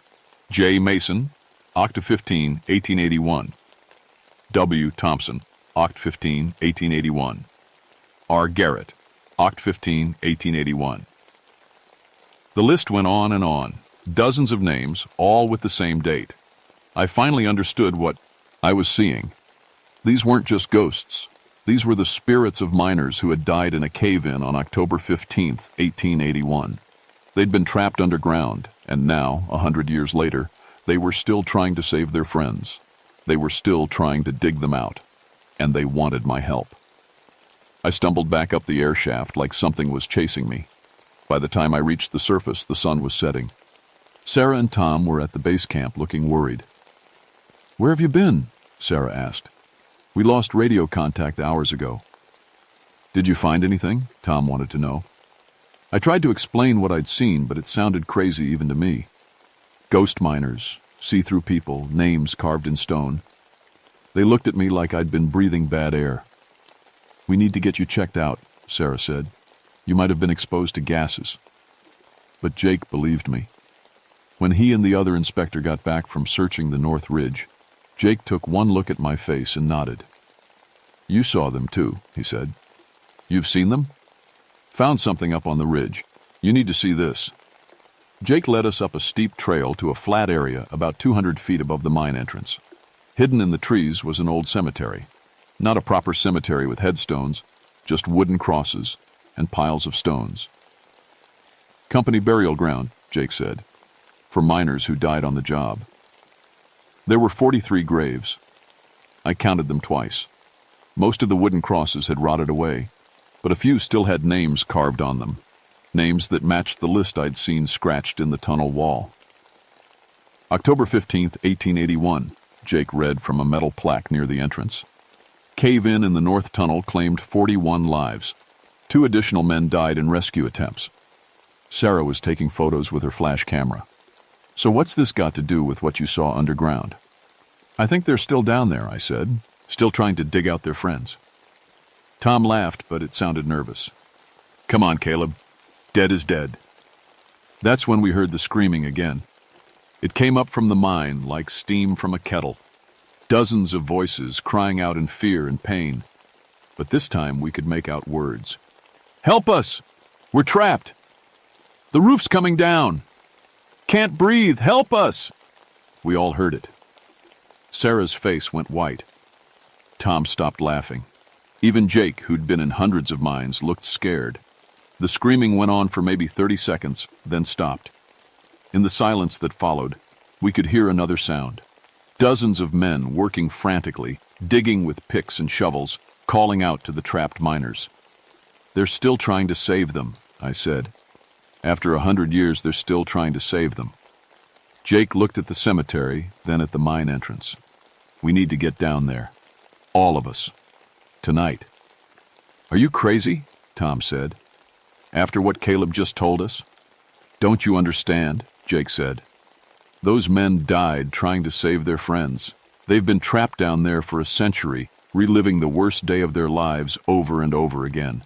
We have to help them." Sarah was the first to agree. "If there's even a chance that Caleb's right, we have to try something." We went back to base camp and planned our approach. Jake had brought explosives for clearing rock falls, but we decided to try talking to them first. Maybe if we could make them understand that they were already dead, they could finally rest. We went down the air shaft together around midnight. All of us had backup lights and emergency air supplies. Jake carried a portable radio that broadcast on emergency frequencies. The mine was different at night. Colder, and the air felt thicker. Our lights seemed dimmer, like the darkness was pushing back against them. The phantom tools were everywhere now, scattered throughout the tunnels, arranged like a crew of workers had just stepped away for lunch, and the sounds were louder. Voices, digging, the rumble of carts on wooden tracks. When we reached the sealed section, we could see them. Dozens of ghostly figures working frantically at the rock wall. They moved like men who'd been digging for days without rest, driven by desperation to save their trapped friends.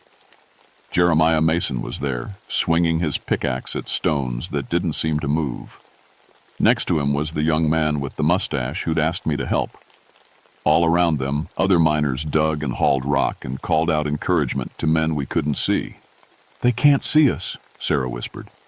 "They're in their own time," Jake said, living through October 15th, 1881, over and over again. I stepped forward. "Jeremiah!" The old miner stopped digging and turned around. "You came back, son. Good. We need fresh hands." "Jeremiah, what year is it?" 1881, course. October 15th. The boy's been trapped for 3 days now. We're almost through to them." I looked at Jake, who nodded encouragement. "Jeremiah, I need to tell you something. It's not 1881. It's 1981. You and your men died in that cave-in 100 years ago." The ghost miner stared at me. Around him, the other spirits kept working, but more slowly. A few stopped and listened. "That's not possible," Jeremiah said. "I'm standing right here talking to you. Feel fine." "Look at yourself," Sarah said. "Look at your hands." Jeremiah held up his hands. Even in the dim light, we could see through them to the rock wall behind. "We've been trying to save the boys in the North Tunnel," he said, and his voice sounded far away. "But every time we get close, more rock falls. Every time we start over, it's the same day, same cave-in, same trapped men calling for help." The other spirits had stopped working now. They gathered around us, their faces confused and frightened. "Are we dead?" the young man with the mustache asked. "Yes," Jake said gently. "You died trying to save your friends. All of you. You've been men and heroes for 100 years. But the boys in the North Tunnel, they died too," I said. "On the same day, October 15th, 1881. You couldn't save them because they were already gone." One by one, the spirits began to understand. Some looked relieved. Others seemed angry or sad. But they all looked tired, like men who'd been carrying a heavy load for too long. "So we can stop digging now?" Jeremiah asked. "You can rest," Jake said. "You've done enough, more than enough." The ghostly miners laid down their tools. The young man with the mustache smiled for the first time. "I'd like to see my family again," he said. One by one, they began to fade. Not disappearing exactly, but becoming lighter, like morning mist when the sun hits it. Some waved goodbye. Others just nodded and walked away into the darkness. Jeremiah was the last to go. "Thank you, son," he said to me. "We've been trying to go home for a long time." Then he was gone, and the mine was quiet, except for the drip of water and the sound of our own breathing. We stood there for a while, not knowing what to say. Finally, Tom broke the silence. "Think they'll stay gone?" Before anyone could answer, we heard a deep rumble from somewhere below us. The floor shook, and dust fell from the ceiling. "Cave in!" Jake shouted. "Everyone out!" We ran for the air shaft as the tunnels collapsed behind us. Rock and timber crashed down, sealing the mine forever. We made it to the surface just as the ground settled with a final satisfied sigh. When the dust cleared, the entrance to the Cataract Falls mine was completely blocked. Tons of rock had filled in the air shaft and probably most of the tunnel system. "Looks like they took care of the problem themselves," Sarah said. The official report said the mine collapsed due to water damage and structural instability. The state sealed off the area permanently and posted warning signs, and nobody mentioned ghosts or phantom miners in the paperwork. But I knew the truth. Those men had been trapped underground for a century, reliving their worst day over and over again, trying to save friends who were already dead. When we finally helped them understand what had happened, they could let go and find peace. The problem was, it changed me. After 21 years of cave rescue work, I couldn't go underground anymore. Every time I tried, I'd start shaking and sweating. The darkness felt alive, watching me. I kept hearing voices that might or might not be real. I retired from cave rescue 6 months later. The department said I had post-traumatic stress from the mine collapse. They gave me a nice pension and a plaque thanking me for my service. Jake Morrison understood what really happened. He quietly started researching other old mines throughout the Appalachian Mountains, looking for similar incidents. He found dozens of them, mining accidents where the bodies were never recovered, families that never got closure, graves that were empty because there was nothing left to bury. Some people die so hard they don't know they're gone, Jake told me one day, especially when they die trying to save someone else. Sarah Chen published a paper about the geological instability of old mining operations. She recommended that all abandoned mines be properly sealed to prevent accidents. She never mentioned what we'd really seen underground, but she made sure those dangerous places would be closed forever. Tom Bradley transferred to a different county, said he wanted to work somewhere with less history. As for me, I found other ways to help people. I teach rock climbing and rappelling to search and rescue teams. I consult on outdoor safety for the Park Service. And sometimes, late at night, I drive out to places where mining disasters happened long ago. I listen for sounds that shouldn't be there, voices calling for help, the clang of metal on stone, the rumble of cartwheels that stopped moving a century ago. Because now I know the truth that most people do. I want to believe. Some folks died so hard they don't know they're gone. They're still down there in the dark places, still trying to finish what they started, still trying to save people who can't be saved. And sometimes they need someone to tell them it's okay to stop trying. Sometimes they need someone to tell them it's time to go home. If you ever hear voices coming from old mine shafts or abandoned tunnels, don't go investigating by yourself. Some mysteries are better left alone. But if you do go down into those dark places, remember what I learned in the Cataract Falls mine. The dead aren't always gone. Sometimes they're just lost. And sometimes all they need is someone to show them the way home.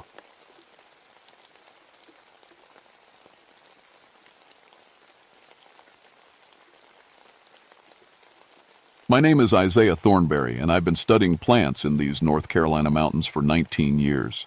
Most folks think I'm crazy for spending my life crawling around in the dirt, looking at leaves and flowers. But I love it. Plants tell stories if you know how to listen. I work for the Forest Service at Pisgah National Forest, right near Grandfather Mountain. My job is to find rare plants and make sure nobody hurts them. I've even discovered 3 new types of plants that nobody knew about before. Universities call me when they need help with mountain plants. Before I became a plant man, I studied to be a preacher, but God led me to the woods instead of a church. I figured He speaks through nature just as much as through sermons. The mountains are my cathedral now. People around here have always told stories about witches in the woods. Old mountain folks say women used to gather herbs and make medicines, and scared people called them witches. I never believed the spooky parts. I figured it was just old-time medicine that people didn't understand. But everything changed in September 1975 when I found something that made no sense at all. It started with a phone call from my boss. Isaiah, we got reports of weird plant growth up in Haint Hollow. Folks say plants are growing in perfect circles overnight. Sounds like nonsense, but you better check it out. Haint Hollow sits deep in the mountains, 12 miles from the nearest road. You have to hike for hours through thick forest to get there. It's a beautiful place. Old rhododendron bushes tall as trees, clear springs bubbling up from the rocks, and moss so green it almost glows. The Cherokee used to live here. I'd found old pottery pieces and arrowheads over the years. Local stories said it was a special place for their medicine women, where they gathered herbs and taught healing. But there were darker stories, too. During the 1800s, when people got scared of anything they didn't understand, they accused some local women of being witches, said they made evil magic with plants. A mob killed 3 women right here in the hollow, burned them alive near the old spring. I never paid much attention to ghost stories. Dead is dead, I figured. My job was studying living plants, not chasing shadows. The hike to Haint Hollow took me 3 hours. The September heat was thick as honey, and my shirt stuck to my back with sweat. Storm clouds were building over the mountains, making the air feel heavy and strange. When I finally reached the hollow, I stopped dead in my tracks. Plants were growing in perfect circles. Not just one or two circles, dozens of them scattered across the forest floor like someone had drawn them with a giant compass. Each circle was exactly the same size, about 6 feet across. But that wasn't the strangest part. The plants inside each circle were all different types, ones that never grow together in nature. I saw ginseng next to bloodroot, wild ginger beside golden seal, and mountain mint growing with herbs I'd never seen before. I pulled out my notebook and started writing everything down. This was impossible. These plants needed different types of soil, different amounts of sunlight. Some grew in spring, others in fall. Yet here they were, all growing together like they were best friends. I knelt down and touched one of the circles. The soil felt warm, even though the sun wasn't shining on it. The plants looked healthier than anything I'd ever seen. Thick green leaves, strong stems, flowers blooming out of season. Something was very wrong here, but I'm a scientist. There had to be an explanation. I spent the rest of the day taking pictures and collecting samples. When I tried to use my camera, strange things happened. The lens cap kept falling off by itself. My compass spun in crazy circles instead of pointing north, and I kept feeling like someone was watching me from the trees. As the sun started setting, I packed up my gear and headed home. But I couldn't stop thinking about those circles. In 19 years of plant work, I'd never seen anything like it. That night, I couldn't sleep. I kept seeing those perfect circles in my mind, those impossible gardens growing in the deep woods. Something was happening in Haint Hollow, something that didn't follow any rules I knew. And I had to find out what it was. I went back to Haint Hollow 3 days later, loaded down with every piece of equipment I could carry. pH meters to test the soil, magnifying glasses to study the plants up close, and fresh film for my camera. I was determined to figure out what was making those plants grow so strangely. The hike felt different this time. The woods were too quiet. No birds singing, no squirrels chattering. Even my footsteps on the trail seemed muffled, like the forest was holding its breath. When I reached the hollow, I couldn't believe what I saw. There were twice as many plant circles as before. They'd appeared overnight, scattered across the forest floor like crop circles made by nature itself. I set up my equipment and got to work. The soil tests came back normal, nothing weird about the dirt. The plants looked even healthier than before, practically glowing with life. Some had grown a foot taller in just 3 days, which should have been impossible. I was taking pictures when my camera started acting up again. Every shot came out blurry, even though I was holding it steady. But when I looked at the pictures later, I saw things that weren't there when I took them. In one photo, there was a shadow of a woman kneeling in a plant circle, even though I was alone in the woods.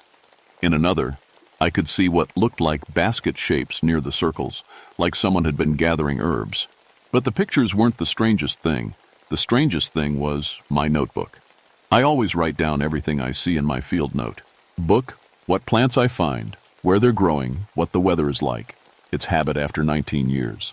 But when I opened my notebook that evening back at home, I found pages covered with handwriting that wasn't mine.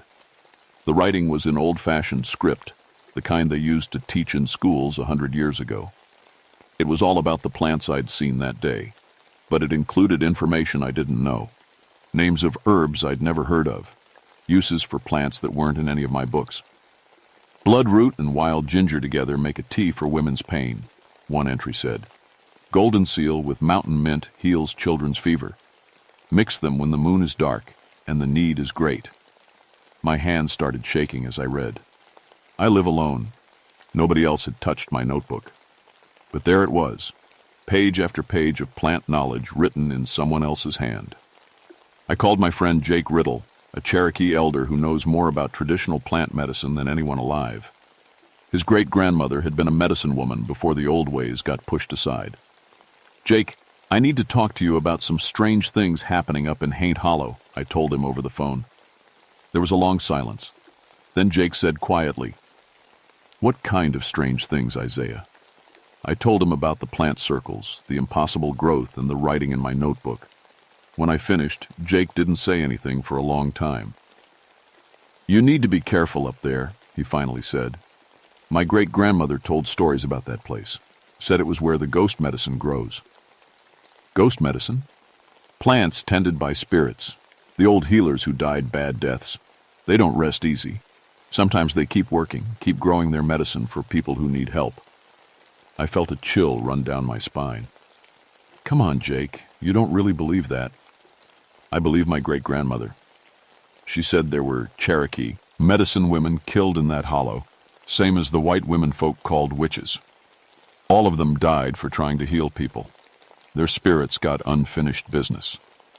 After I hung up, I sat, staring at my notebook for a long time. The handwriting looked real. The plant knowledge was detailed and specific. But ghosts writing in my notebook?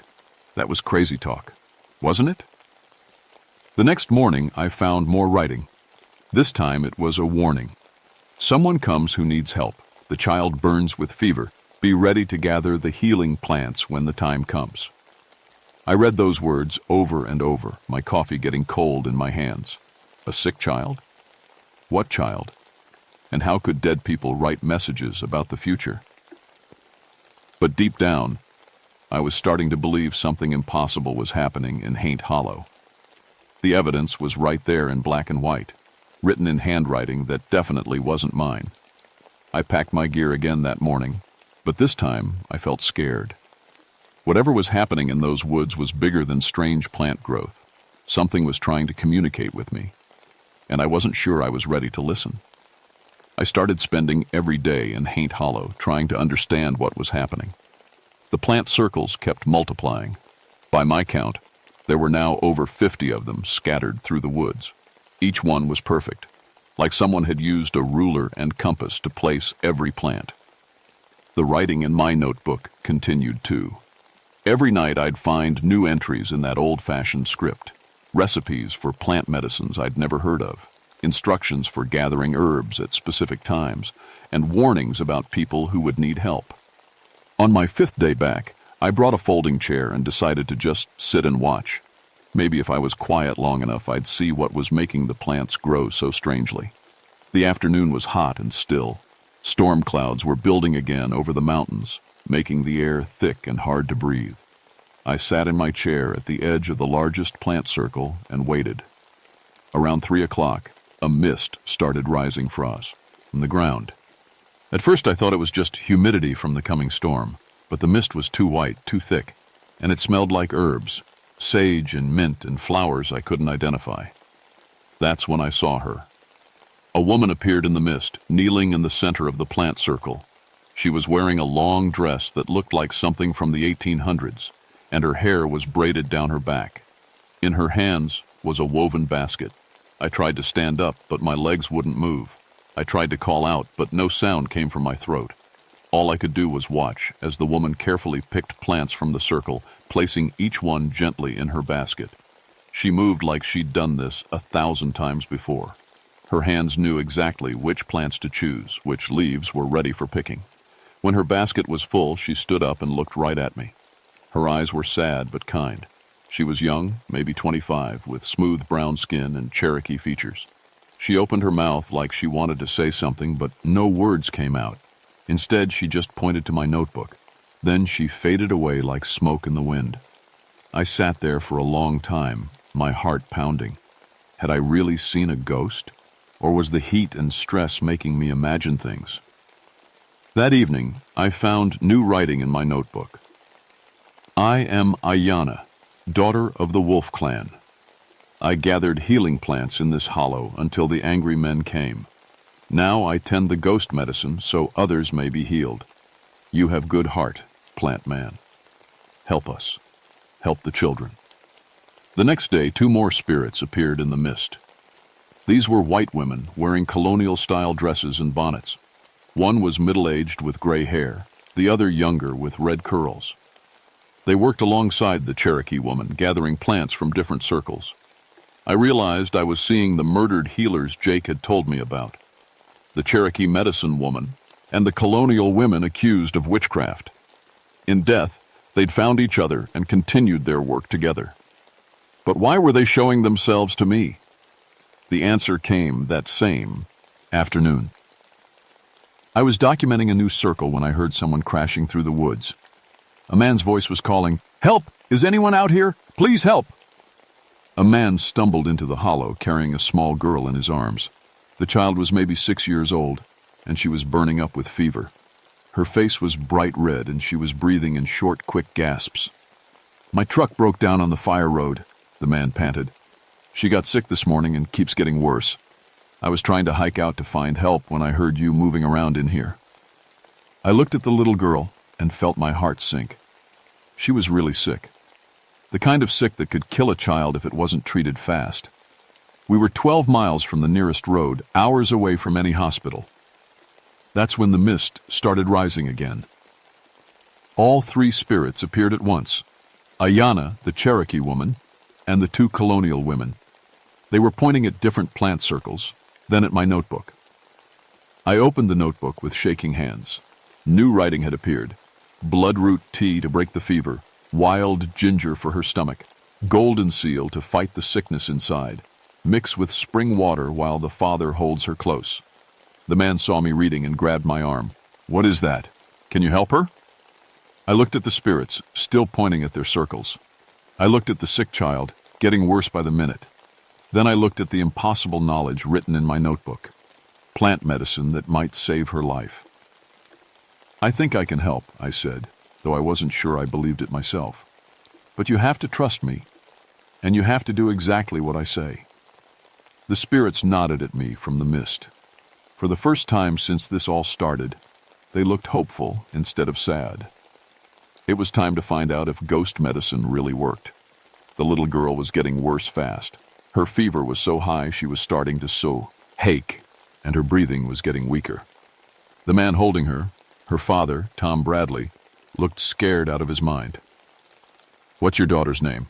I asked, gathering plants from the circles the spirits pointed to. "Emma," he said, his voice cracking.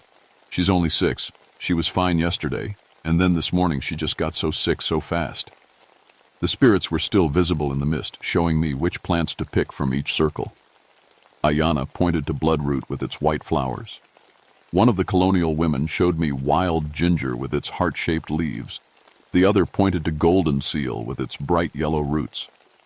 But as I gathered the plants, something strange started happening to me. My hands began moving on their own, like someone else was controlling them. The spirits were getting closer, and I could feel them trying to work through me.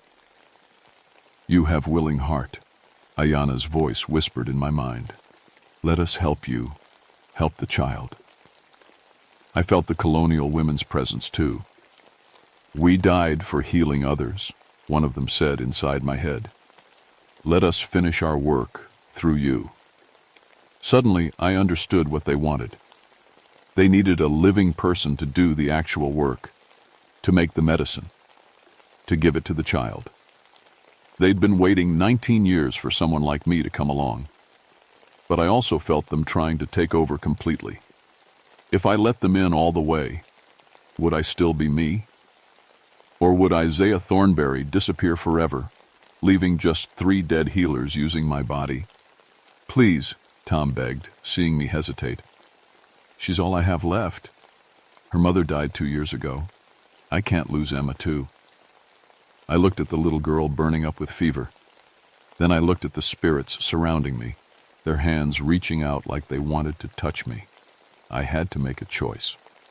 "Okay," I said to them. "But we work together. I don't disappear. Deal?" The spirits nod. Tum-tum. I felt their knowledge flow into my mind. Hundreds of years of plant wisdom, healing recipes passed down through generations.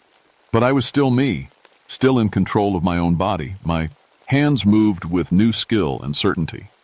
I crushed the bloodroot flowers to make a tea for breaking fevers.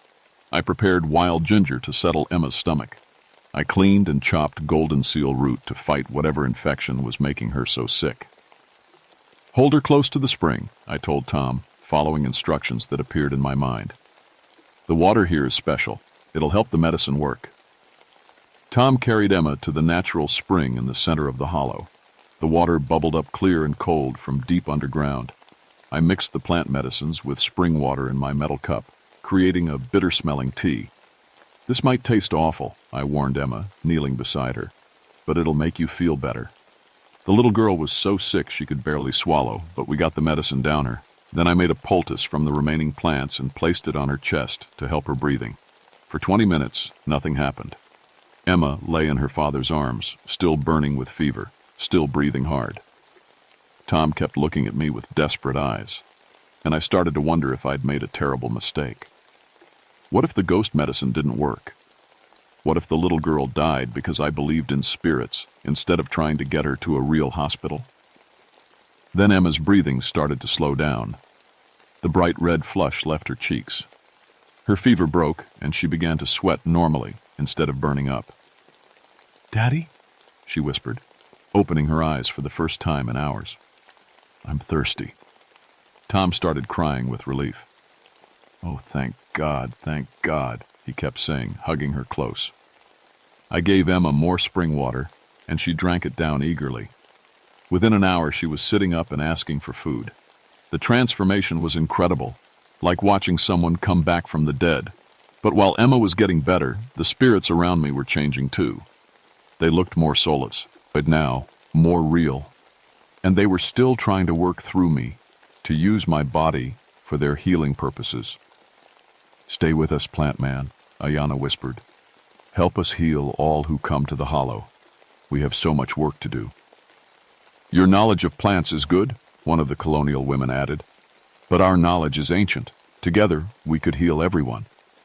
I felt their pull, their desire to make me part of their eternal work. It would be so easy to just let go, to become their tool for helping others. But I also knew that if I stayed, I'd lose myself completely. The spirits meant well, but they'd been dead so long they'd forgotten what it meant to be alive. "I have to go," I told them, backing away from the spring. "Emma's better now. That's what you wanted, right? To help her?" The spirits looked sad, but understanding.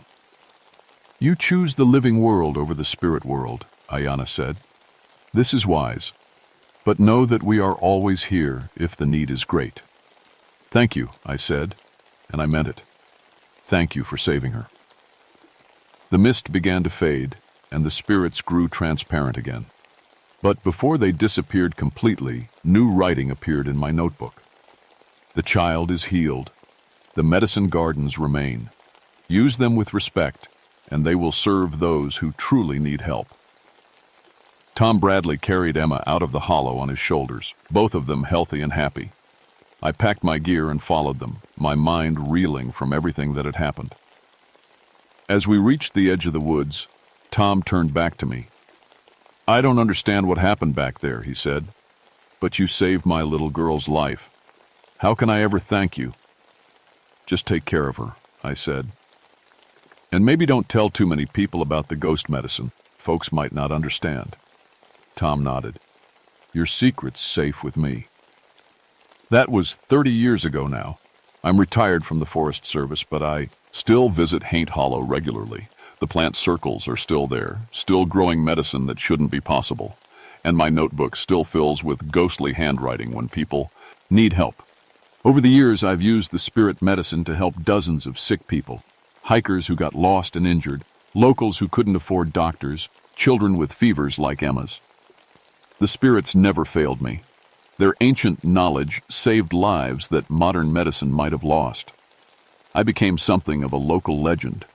People started calling me the plant doctor and coming to me with problems their regular doctors couldn't solve. I learned to blend what the spirits taught me with modern botanical science, creating healing methods that worked better than either one alone. The Forest Service officially classified Haint Hollow as a research natural area with restricted access. On paper, it's to protect rare plants. In reality, it's to keep curious people away from the spirit medicine. Some knowledge is too dangerous for those who don't understand it. Emma Bradley grew up to become a nurse. She came to see me a few years ago with her own daughter, a little girl with bright eyes and a curious mind. Emma told me she remembered everything about that day in the hollow. The fever, the strange tea, the feeling of being surrounded by helpful spirits. "I always knew there was something special about what you did," she said. "Something that went beyond regular medicine." I gave her daughter a small bag of dried herbs from the spirit circles. Nothing dangerous, just plants for minor scrapes and stomach aches. But I also gave her something more important: respect for the old ways of healing. The Cherokee elder Jake Riddle passed away 5 years ago, but before he died, he told me something important. His great-grandmother's spirit had visited him in dreams, he said. She was working alongside Ayanna and the colonial women now, all of them tending the ghost medicine together. "Death doesn't end a healer's work," Jake told me. "It just changes how they do it." I keep detailed records of everything that happens in Haint Hollow. Someday, when I'm too old to make the hike, I'll pass this knowledge on to someone else, someone with the right heart and the right understanding. The spirits will know who to choose, because that's what I learned from the ghost medicine. Healing isn't just about plants or pills or procedures. It's about connection between the living and the dead, between old knowledge and new understanding, between people who need help and people willing to give it. The spirits in Haint Hollow died for practicing their healing arts, but death couldn't stop them from continuing their work. They just had to find new ways to do it. And sometimes, if you know how to listen, the mountains will tell you exactly what they need you to know. My name is Isaiah Thornberry, and I spent 49 years learning about plants. But the most important thing I ever learned came from 3 women who died long before I was born, and who continue healing people long after death should have stopped them.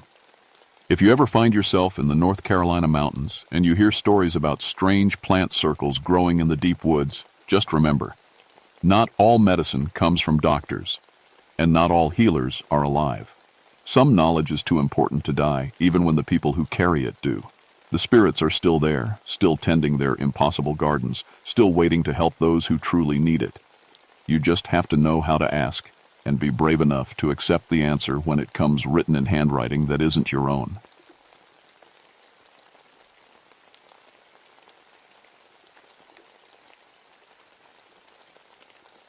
My name is Daniel Ashworth, and I've been walking these West Virginia ridges for 16 years now. Started as a park ranger right after my brother Tommy died in the mine collapse back in '71. Figured the mountains above ground were safer than the tunnels below. Shows you how much I knew. I work search and rescue in the Monongahela National Forest, specifically the Dolly Sods Wilderness. It's rough country, thick woods, deep hollows, and trails that can disappear under your feet if you're not careful.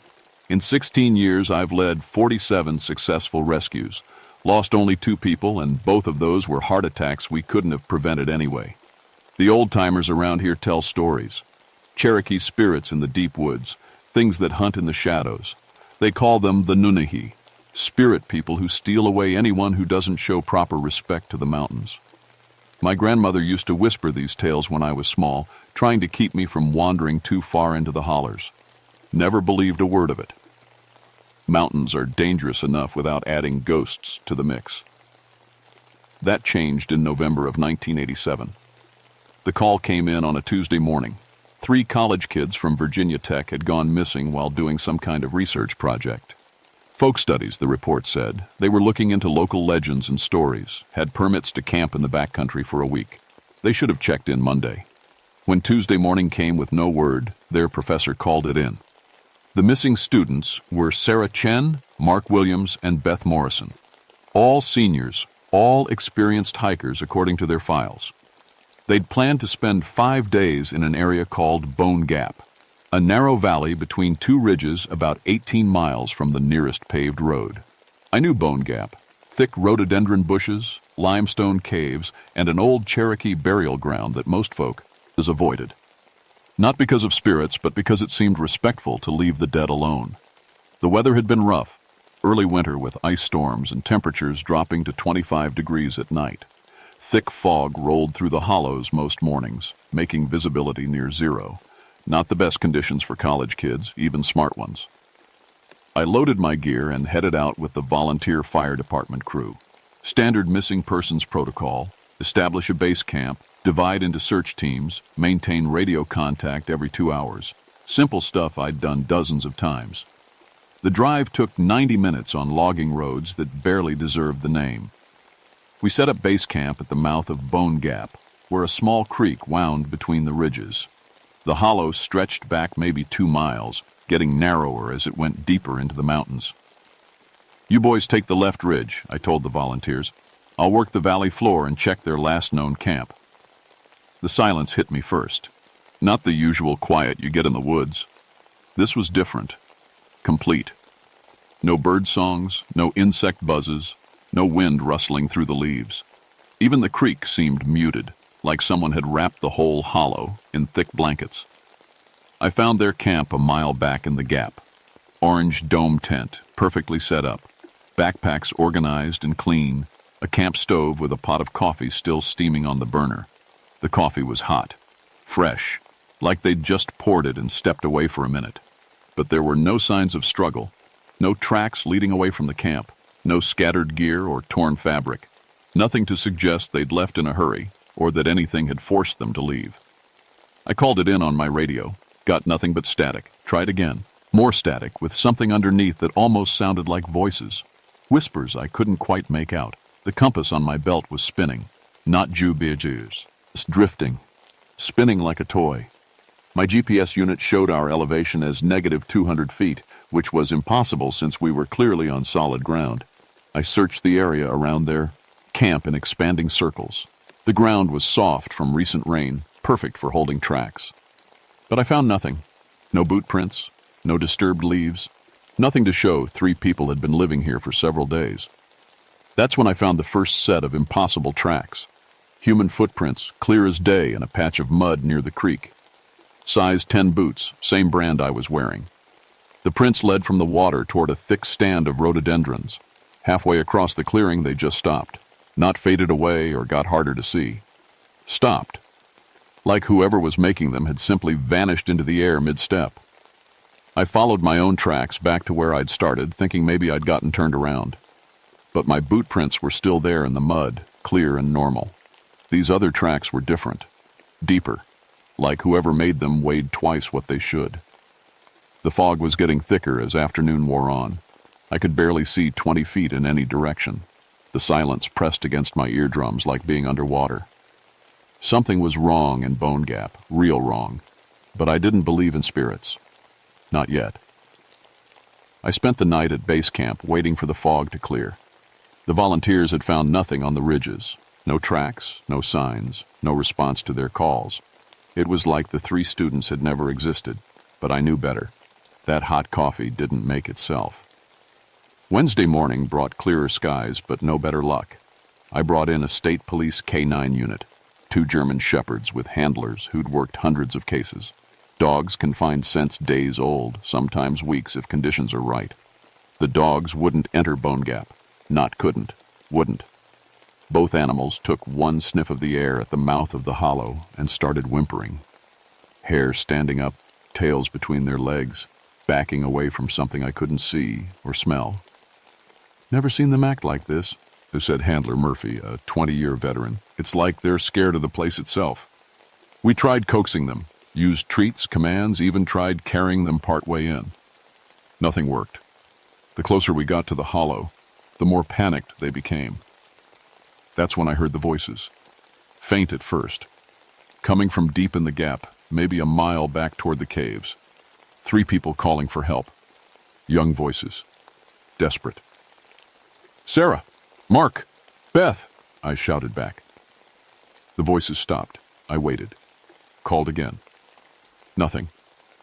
The dog handlers heard it too. We all agreed. Someone was alive back there, probably injured or trapped. We left the dogs with one handler and the rest of us went in on foot. The deeper we went into Bone Gap, the colder it got. Not just November cold, but something that bit right through your jacket and settled in your bones. Our breath came out in thick white clouds, even though it had been nearly 50 degrees at base camp. We found more impossible tracks. Dozens of them now, crisscrossing the hollow floor in patterns that made no sense. Boot prints that appeared and disappeared without warning. Tracks that led straight up tree trunks or vanished at the edge of solid rock walls.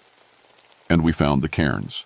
Stone piles, Dozens of them scattered through the woods, each about 3 feet high and built from rocks that didn't belong. Smooth river stones in an area with no rivers. White limestone in forests of dark sandstone. Each cairn perfectly balanced, like they'd been built by an expert. "These weren't here yesterday," I told Murphy. "I searched this whole area." "Maybe the students built them," he suggested. But I could see fresh dirt around the bases. These cairns had been built during the night, in complete darkness, in silence so thick we would have heard a pin drop from 100 yards away. We followed a game trail toward the back of the hollow. The voices came again, clearer now. 3 people calling my name. "Daniel, help us! We're trapped!" My blood went cold. I hadn't told anyone my first name except Murphy, and he was right beside me. The missing students had never met me. How could they know what to call? "This way!" The voice was definitely Sarah Chen. I'd heard her on the voicemail she'd left for her professor. Same accent, same tone, but the voice was coming from underground, directly beneath our feet. I got down on my hands and knees, pressing my ear to the forest floor. Solid dirt and rock, no caves, no hollow spaces, but I could hear them down there, maybe 10 feet below, moving around and talking to each other. "Can you hear us?" Sarah's voice, muffled but clear. "We fell through something. It's dark down here. So dark." Murphy was backing away. "This isn't right, Ashworth. This isn't natural." I tried my radio. Static. But underneath the white noise I could hear other voices. Dozens of them. Some speaking English, others in languages I didn't recognize. All of them calling for help. All of them sounding like they were trapped somewhere far away. That's when I noticed my own boot prints.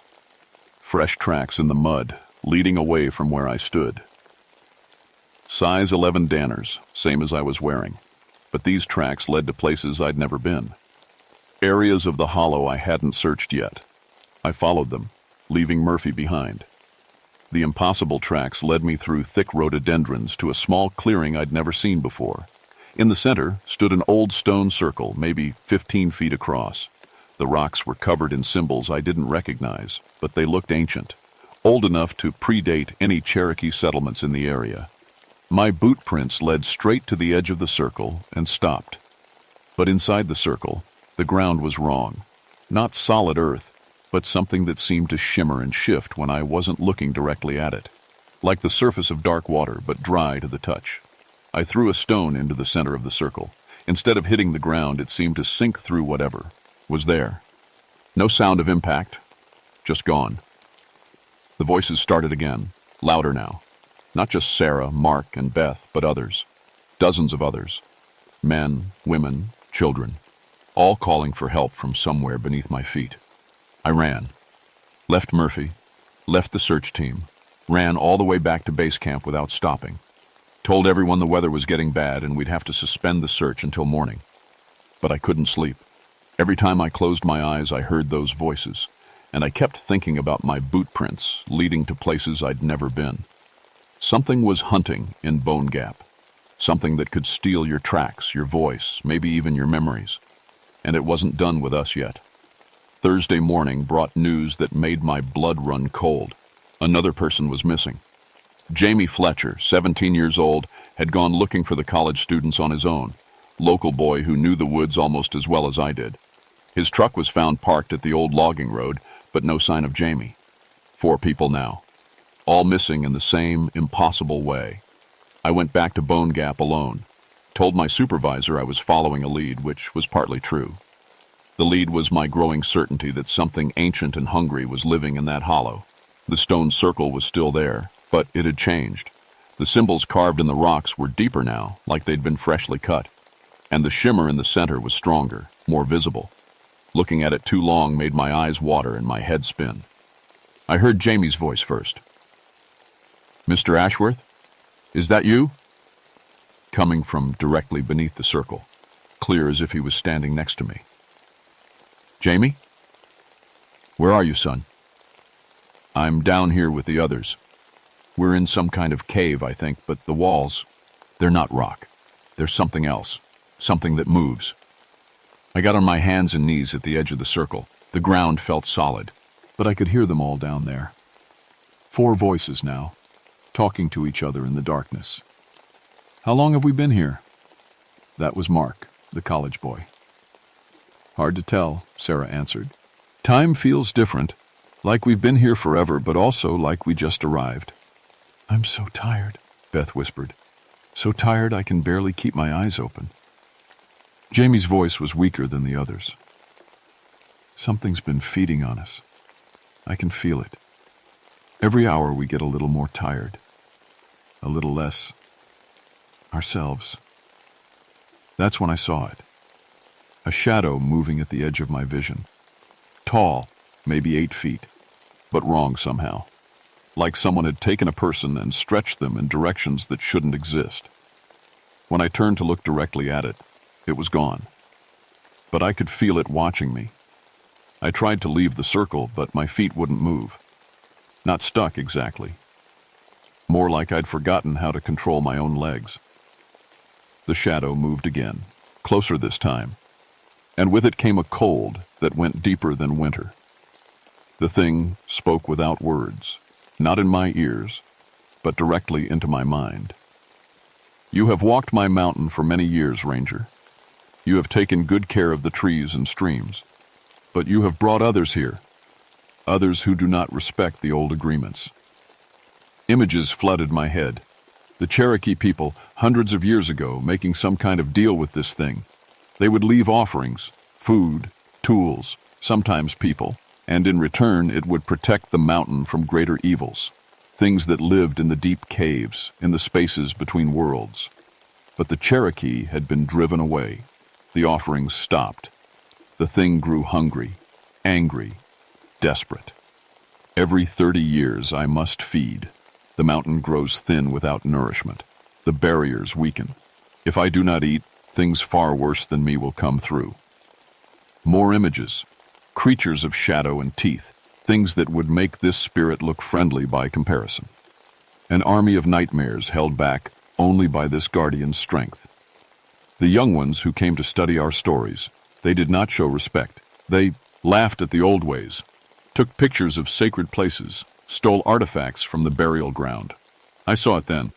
Sarah, Mark, and Beth ransacking the Cherokee burial site, posing for pictures with ancient pottery, making jokes about primitive superstitions. They hadn't meant any real harm, but harm was what they'd caused. And the boy who came after, he brought iron into sacred spaces, cold iron that burns and weakens the barriers. Jamie's truck keys, his belt buckle, the steel thermos he always carried, things that were poisonous to whatever this creature was. But you, Ranger, you have served faithfully. You understand sacrifice. Your brother died in the deep places, didn't he? You know what it means to lose someone to feed the hunger of the earth. The shadow was fully visible now. Not quite human, not quite animal. Ancient beyond measure, tired in a way that went deeper than flesh and bone. It wasn't evil, I realized, just desperate. A guardian doing its job the only way it knew how. "I will make you a bargain, Daniel Ashworth. I will return the 4, but something must take their place. The mountain must be fed." "Take me," I said without thinking. "Let them go, and take me instead." The thing laughed, and the sound was like wind through empty caves. "You misunderstand, Ranger. I do not want your life. I want your years, your strength, your time. Give me 20 years of your days, and they can go free. But you will remain as guardian. You will watch these places and turn away those who would disturb them." 20 years. I was 39. That would make me 59 in an instant, if I survived at all. But 4 lives for 20 years of mine? It wasn't even a choice. Deal. The world exploded into light and pain and the sound of rushing water. I felt myself falling, not down, but sideways, through spaces that existed between seconds. When I hit the ground, everything went black. I woke up in the hospital in Elkins 3 days later. The doctor said I'd been found unconscious in Bone Gap by the search team, severely hypothermic and dehydrated. No sign of trauma, no obvious cause for my collapse. just exhaustion and exposure. But I knew better. Looking in the bathroom mirror showed me the price I'd paid. My hair had gone completely white. Deep lines marked my face, and my hands looked like they belonged to a man 20 years older. Which I suppose they did. The 4 missing people had been found alive and unharmed in a cave system 3 miles from where they'd originally disappeared. All 4 claimed they remembered nothing after the first night in Bone Gap. Search teams swore the caves had been thoroughly explored multiple times without finding any sign of them. The official report blamed exposure and hypothermia-induced hallucinations. The media called it a miracle survival story. The families just wanted their kids back alive and didn't ask too many questions about the details. But I knew the truth, and I knew my job wasn't finished. I went back to Bone Gap alone 1 week after getting out of the hospital. The stone circle was gone, or at least invisible. The strange tracks had vanished. The cairns had tumbled into random piles of ordinary rocks. But I could feel it watching. The Guardian. My new partner in protecting something most people would never understand. You held to the bargain, Ranger. The young ones are free. But remember, every 30 years, the mountain grows hungry. Not everyone who enters these places will be as lucky as you're 4. I understand, I said to the empty air. How will I know when it's time? You will know. The signs will come. And when they do, you must guide the disrespectful ones away. Turn them towards safer paths. Some will listen. Others... The presence faded, leaving me alone in the hollow with my new understanding of what it meant to serve something larger than yourself. I walked the ridges that day, seeing the forest with eyes that were both older and younger than before. I could sense things now. Thin places where other worlds pressed close to ours. Ancient paths that led to destinations no map could show. Spirits that moved through the trees like old friends, no longer hidden from my sight. The mountains were alive in ways I'd never imagined, and something had to stand guard, making sure the balance was maintained, that someone, for the next 30 years at least, was me. I'm 58 now, though my body carries the weight of 78 years. Still working as a park ranger, still leading search and rescue operations. But my real job is different. I've turned away dozens of people from Bone Gap and other sensitive areas. Photographers looking for Cherokee artifacts. Ghost hunters with their electronic equipment. College students doing research projects that show no real respect for what they're studying. Most listen when I suggest alternative locations. A few get angry and try to sneak in anyway.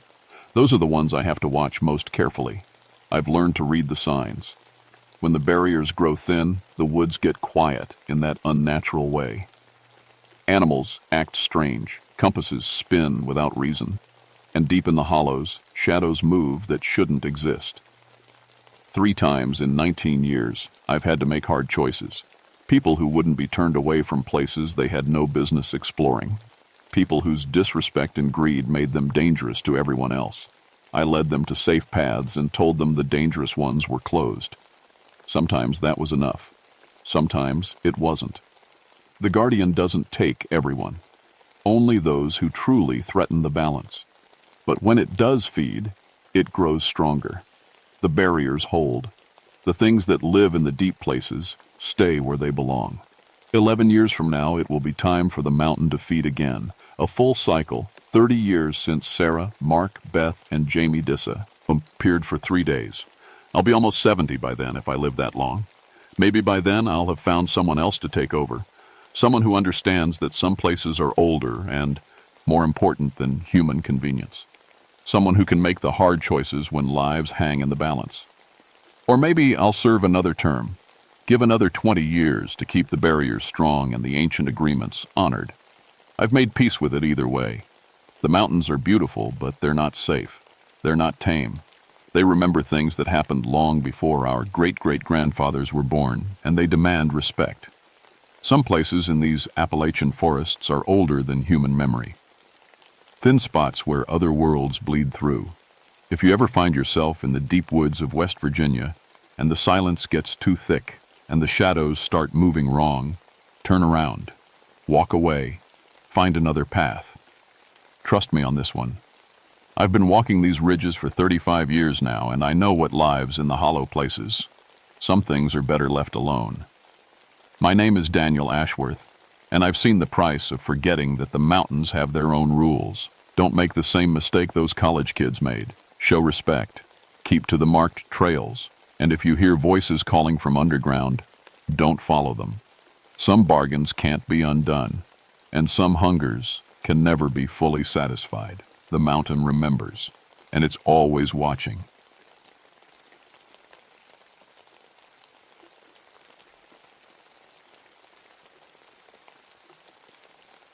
My name is Tobias Ashfield, and I've been a park ranger at Mount Mitchell for 17 years. That's long enough to see plenty of strange things on this mountain, but nothing prepared me for what I found in those old artist cabins. People call me Toby. I'm 40 years old, used to be a paramedic before I took this job. The mountains called to me after too many years of city emergencies and folks who wouldn't listen to common sense. Up here at 6,684 feet, you learn real quick that nature doesn't care about your plans. The weather can change from sunny to deadly in 20 minutes. I've pulled 156 people off this mountain over the years, some alive, some not. I keep a weather station up here, take pictures of the wildlife, and document how the old Appalachian ways are slowly disappearing. Photography is my hobby, though I never thought much about art beyond that. Seemed like something for city folks with too much time on their hands.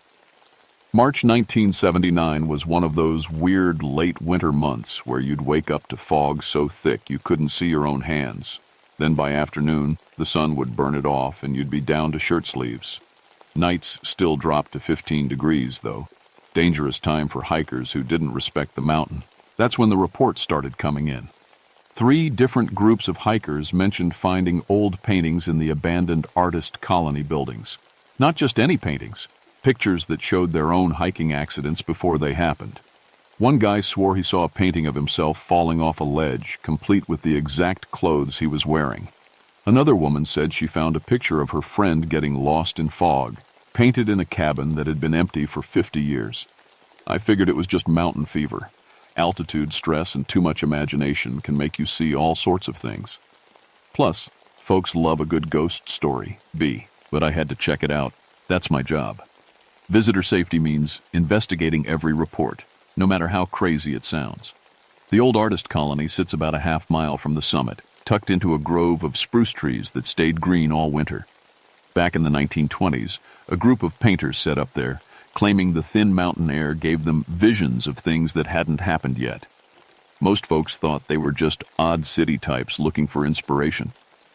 The colony lasted about 5 years before everyone packed up and left. Nobody talked much about why. I'd been up there plenty of times over the years. Just a cluster of small wooden cabins, windows mostly broken, roofs sagging under decades of snow. Nothing special. The state kept meaning to tear them down, but there was always something more important to spend money on. Walking up there that March morning, I felt something I hadn't felt in years. Like when I was a kid and had to walk past the old cemetery at night. That prickly feeling on the back of your neck, like someone was watching. The fog was thick, muffling sound, making the familiar trail feel strange. I told myself it was just the weather. The first cabin I checked looked normal enough. Broken furniture, mouse droppings, the usual decay you'd expect. But in the second cabin, I found them. 3 oil paintings, propped against the far wall like someone had just finished working on them. The paint still looked wet, which was impossible. These buildings had been empty for decades. The first painting showed a young man in modern hiking gear, the kind of high-tech stuff that didn't exist in the 1920s. He was lying at the bottom of a rocky slope, his leg bent wrong, face twisted in pain. Every detail was perfect, down to the brand name on his boots.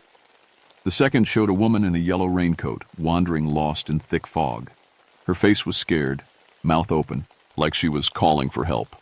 The fog in the painting seemed to move when I wasn't looking directly at it.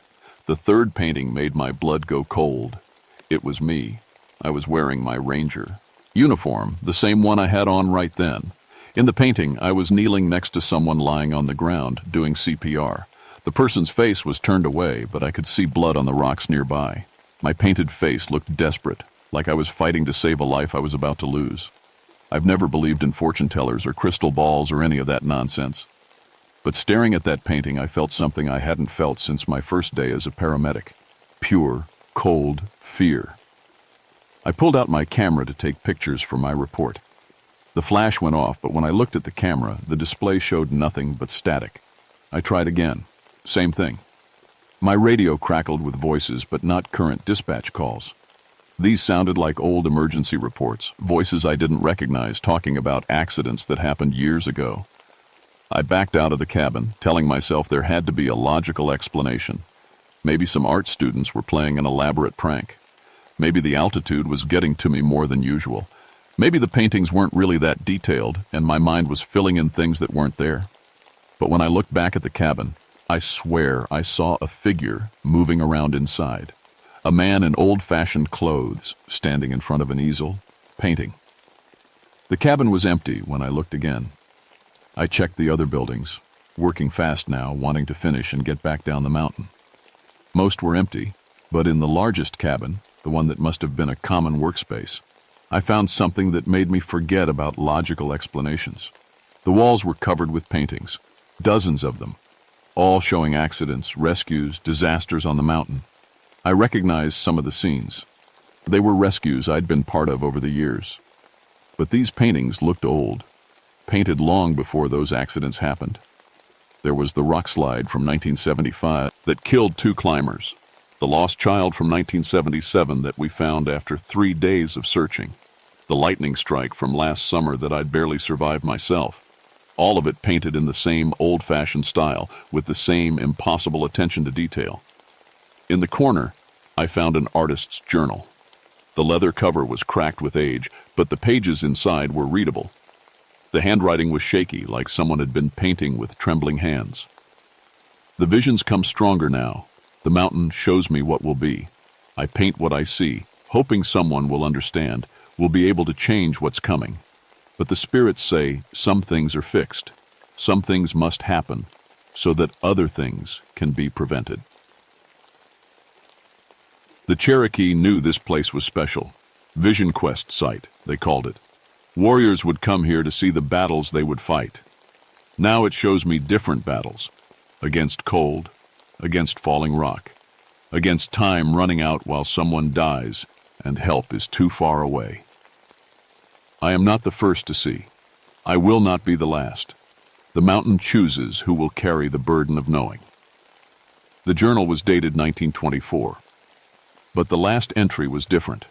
Fresh ink, written in handwriting I recognized because I saw it every day when I filled out incident reports. It was my handwriting, and it said, "Today I understand. The paintings show what must happen so worse things don't. But the price is seeing your own future, knowing which rescue will be your last." I dropped the journal and ran. I didn't sleep that night. Every time I closed my eyes, I saw that painting of myself doing CPR on someone I couldn't save. I told myself it was stress, too much caffeine, mountain air playing tricks on my mind. But when dispatch called at dawn with an emergency, hiker with a broken leg at the bottom of Rough Creek Trail, my hands shook as I grabbed my gear. The victim was the young man from the first painting. Same face, same hiking gear, same twisted leg. Even the rocks looked exactly the same. "How did you get here so fast?" he asked when I reached him. "I just fell 5 minutes ago. Nobody else even knows I'm hurt." I didn't have an answer for that. 3 days later, the woman in the yellow raincoat got lost in fog near the summit. We found her exactly where the painting said we would, scared and calling for help. She swore she hadn't told anyone where she was hiking. That's when I knew the paintings weren't predictions. They were instructions. I went back to the colony, this time with backup.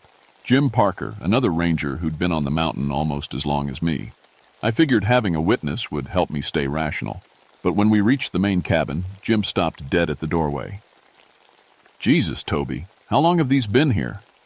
"The paintings? Since at least the 1920s, according to—" "No." Jim's voice was quiet. Strange. "That painting. The one in the middle." I looked where he was pointing. A new painting had appeared, still wet, propped right in the center of the wall. It showed both of us, standing in that exact spot, staring at the paintings. But in the picture, something was standing behind us. Something tall and dark, with eyes that reflected light like an animal's. "Jim," I said slowly, "turn around real slow and tell me what you see." "Nothing, just trees and fog." "Why?" But I could feel it. That watching presence I'd felt before, stronger now, closer. The hair on my arm stood up. My breath came out in puffs even though the day was warm. "We need to leave. Now." "Wait, I want to look at these other—" Jim never finished the sentence. The temperature dropped 20 degrees in seconds. Frost formed on the windows. And in the sudden silence, we heard the sound of brush on canvas, paint being mixed on a palette. The ghost was painting again. We turned to run and found ourselves face to face with an elderly Cherokee man in traditional dress. His eyes held the deep darkness of mountain caves, and when he looked at me, I felt like he was seeing not just who I was, but who I had been and who I would become. "Tobias Ashfield," he said, though his lips didn't seem to move. 17 years you have served this mountain. 17 years you have saved lives. But the mountain has greater work for you." Jim had gone pale, backing toward the door, but something kept me frozen in place. "You've been showing me the future," I said, "making me save people by painting their accidents before they happen." The spirit nodded. The Cherokee called this place Nvi Atsila, the Vision Mountain. Warriors came here to see the battles they must fight. Now the mountain shows different battles, against weather, against gravity, against the clock when death comes calling. "Why me?" "Because you understand the price of saving lives. Because you have the skills to act on what the visions show. Because the mountain has chosen you to carry this burden." Behind the spirit, I could see the easel more clearly now. The painting on it showed Mount Mitchell's summit crowded with tourists, families with children, elderly couples, groups of young hikers, and above them, a massive section of the mountain face, cracked and ready to fall. "When?" I whispered. 3 days, unless you act on what you've seen." The painting showed the date clearly, March 15th. That was the day the state was planning a big publicity event for the park. Media, politicians, hundreds of visitors. If that rock slide happened, how many will die? The spirit's eyes were infinitely sad. Too many, unless you become what the mountain needs you to be. And if I refuse, then you remain as you are, a man who saves one life at a time, always arriving too late for the rest. Jim grabbed my arm. "Toby, we need to get out of here. This is crazy. Ghosts don't exist. Dead Cherokee shamans don't paint pictures of the future." "Bushy."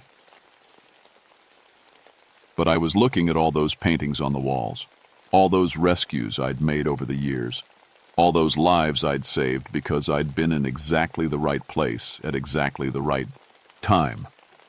How many times had I told other rangers I had a feeling about where to find lost hikers? How often had I changed patrol routes at the last minute because something told me to check a different area? I'd always thought it was experience, instinct, luck. Maybe it had been something else all along. "What do you want from me?" I asked the spirit.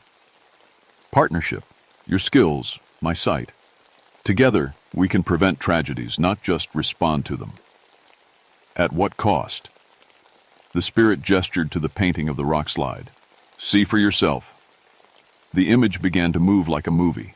I watched families fleeing as tons of rock crashed down, saw children separated from parents in the panic, saw the rescue teams, including myself, arriving to find dozens dead, many more injured. The mountain's reputation destroyed, the park closed, my career over because I hadn't been able to prevent it. Then the scene changed. I saw myself 3 days earlier, somehow knowing about the danger. Saw me convincing officials to cancel the event, evacuating the area. The rock slide still happened, but it fell on empty ground. No one died. "How?" I asked. "Accept the partnership. Let me share the visions with you directly, not just through paintings. But know this: once you see the future clearly, you cannot unsee it. You will know not just when disasters will happen, but when they cannot be prevented. You will know which rescue will be your last. I thought about that painting of myself doing CPR on someone I couldn't save. You mean I'll know when I'm going to die? You will know when your work is finished. Jim was pulling harder on my arm now. Toby, come on. This isn't real. You're talking to empty air. But I could see the spirit clearly. And I could see something else. A faint glow around Jim's body. And numbers floating above his head. His heart rate, blood pressure, stress indicators. The beginning of vision sight. If I say no, what happens to the paintings? They remain. Others will find them eventually. But without someone who understands their purpose, most of the warnings will go unheeded. The mountain will continue to take its toll, one life at a time.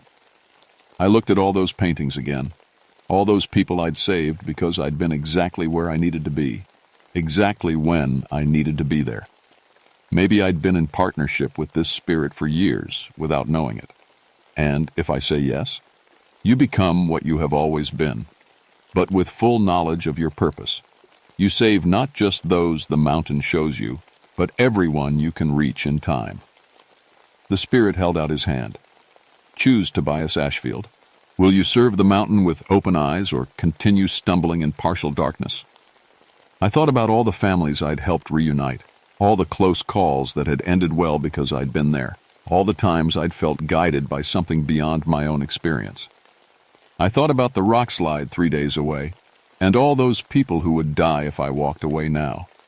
I reached out and took the spirit's hand. The world exploded into light and vision.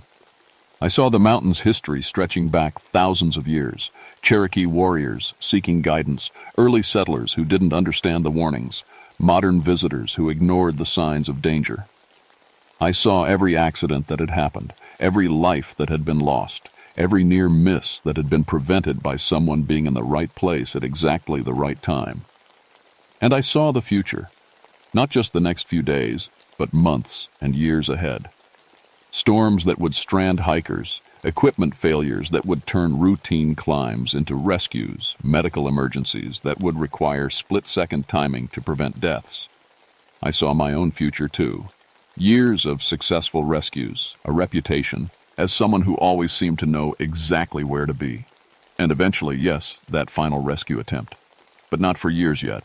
And when it came, it would be worth it. The person I couldn't save would be me, but the 5 people I'd rescue first would live full lives because of that sacrifice. When the visions faded, I was back in the cabin. Jim was staring at me, concerned. You okay? You spaced out there for a minute. Yeah, I'm fine. Better than fine. I looked around the cabin. The paintings were still there, but they looked different now. Older, faded, historical artifacts rather than active warnings. We need to get back. I have some phone calls to make. Phone calls? That publicity event on the 15th? It needs to be canceled.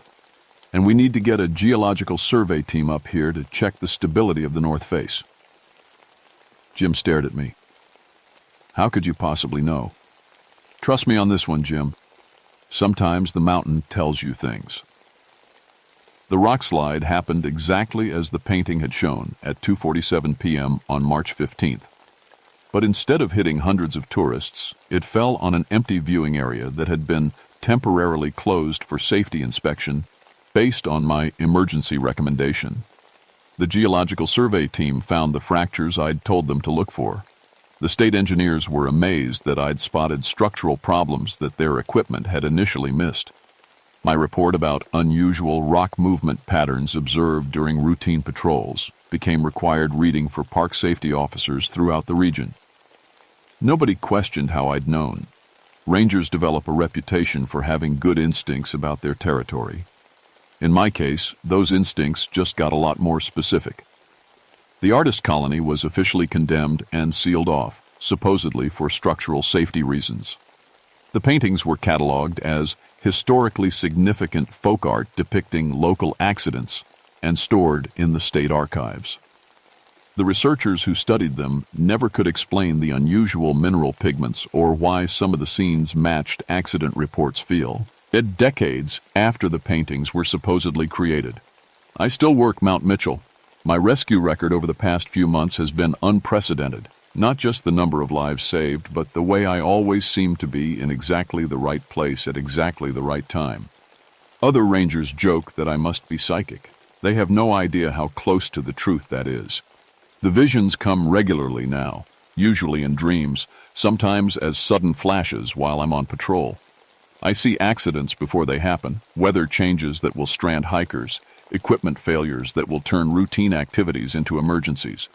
Not all of them can be prevented, but more can be avoided than most people realize. I've started taking more photographs during my patrols, documenting not just the wildlife and scenery, but the subtle signs that predict trouble. Changes in animal behavior before storms, rock formations that show stress patterns, vegetation changes that indicate unstable soil. I'm building a database of warning signs that other rangers can use. Sometimes, late at night when I'm alone in the ranger station, I can feel the Cherokee spirit's presence. Not threatening now, but companionable, like an old partner checking in on how the work is going. The mountain takes care of those who take care of others, he told me once. I'm beginning to understand what that means. Other parks have started asking me to consult on their safety protocols. There are places throughout the Appalachians where the old Cherokee vision sites still hold power. Places where creative people, artists, writers, musicians, sometimes tap into something beyond normal perception and create works that show more than they should be able to see. Most of them don't understand what they're experiencing. They just know that sometimes inspiration comes from somewhere outside themselves, bringing knowledge they shouldn't have. But a few, the sensitive ones, realize they're seeing glimpses of things that haven't happened yet. I help them when I can. Teach them to trust the visions, to find ways to act on the warnings without sounding crazy. There's a network of us now spread across the mountains, all serving the same purpose in different ways. My name is Tobias Ashfield, and I've been a park ranger at Mount Mitchell for 17 years. But I've been working with the mountain itself for longer than that, even when I didn't know it. The spirits of this place have been trying to protect people for thousands of years. They just needed someone with the right skills and the willingness to listen. If you ever visit Mount Mitchell, pay attention to the signs. The mountain will tell you things if you know how to look. And if you see paintings or artwork that show things too clearly, that know too much about places they shouldn't, well, just remember that sometimes the mountain shows you what's coming, so you'll have time to get out of the way. The Cherokee knew the power of vision quests. Sometimes the visions aren't just for the person seeking them. Sometimes they're warnings meant to save everyone else.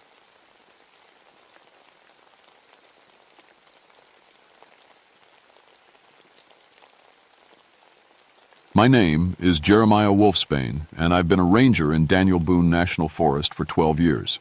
Folks always ask about the name. It means appointed by God to repel the wolf. My grandfather gave it to me, said it would keep the bad things away. Wish I'd listened closer to what he meant by that. I work the backcountry patrol, specializing in illegal drug operations. You'd be surprised how many folks think they can hide their cannabis grows in the deep woods. In 12 years, I've arrested 34 operations and found 89 missing persons. Most of them walked out alive. Most of them. January 1989 hit Kentucky like a sledgehammer. The temperature dropped to 15 below zero, and snow blocked every access road for 20 miles. I grew up in coal country, so cold doesn't scare me much. My daddy worked the mines until black lung took him, and he always said the cold was honest. It told you straight up it wanted to kill you. The Red River Gorge is beautiful country, even in winter. Sandstone cliffs rise up like ancient castles, and hidden caves wind back into the earth for miles. Ice covers the waterfalls, making them look like frozen tears on the rock face. It's the kind of place that makes you feel small, like you're walking through God's cathedral. But that January, something felt wrong. I first noticed it driving the back roads, checking on the few cabins scattered through the gorge. The woods were too quiet. Usually you'd see deer tracks, maybe a fox crossing the road. but there was nothing. Even the birds seemed to have left. The silence felt heavy, like it was pressing down on the trees. My radio crackled as I pulled up to what we called the Henderson place, an old cabin that squatters used sometimes.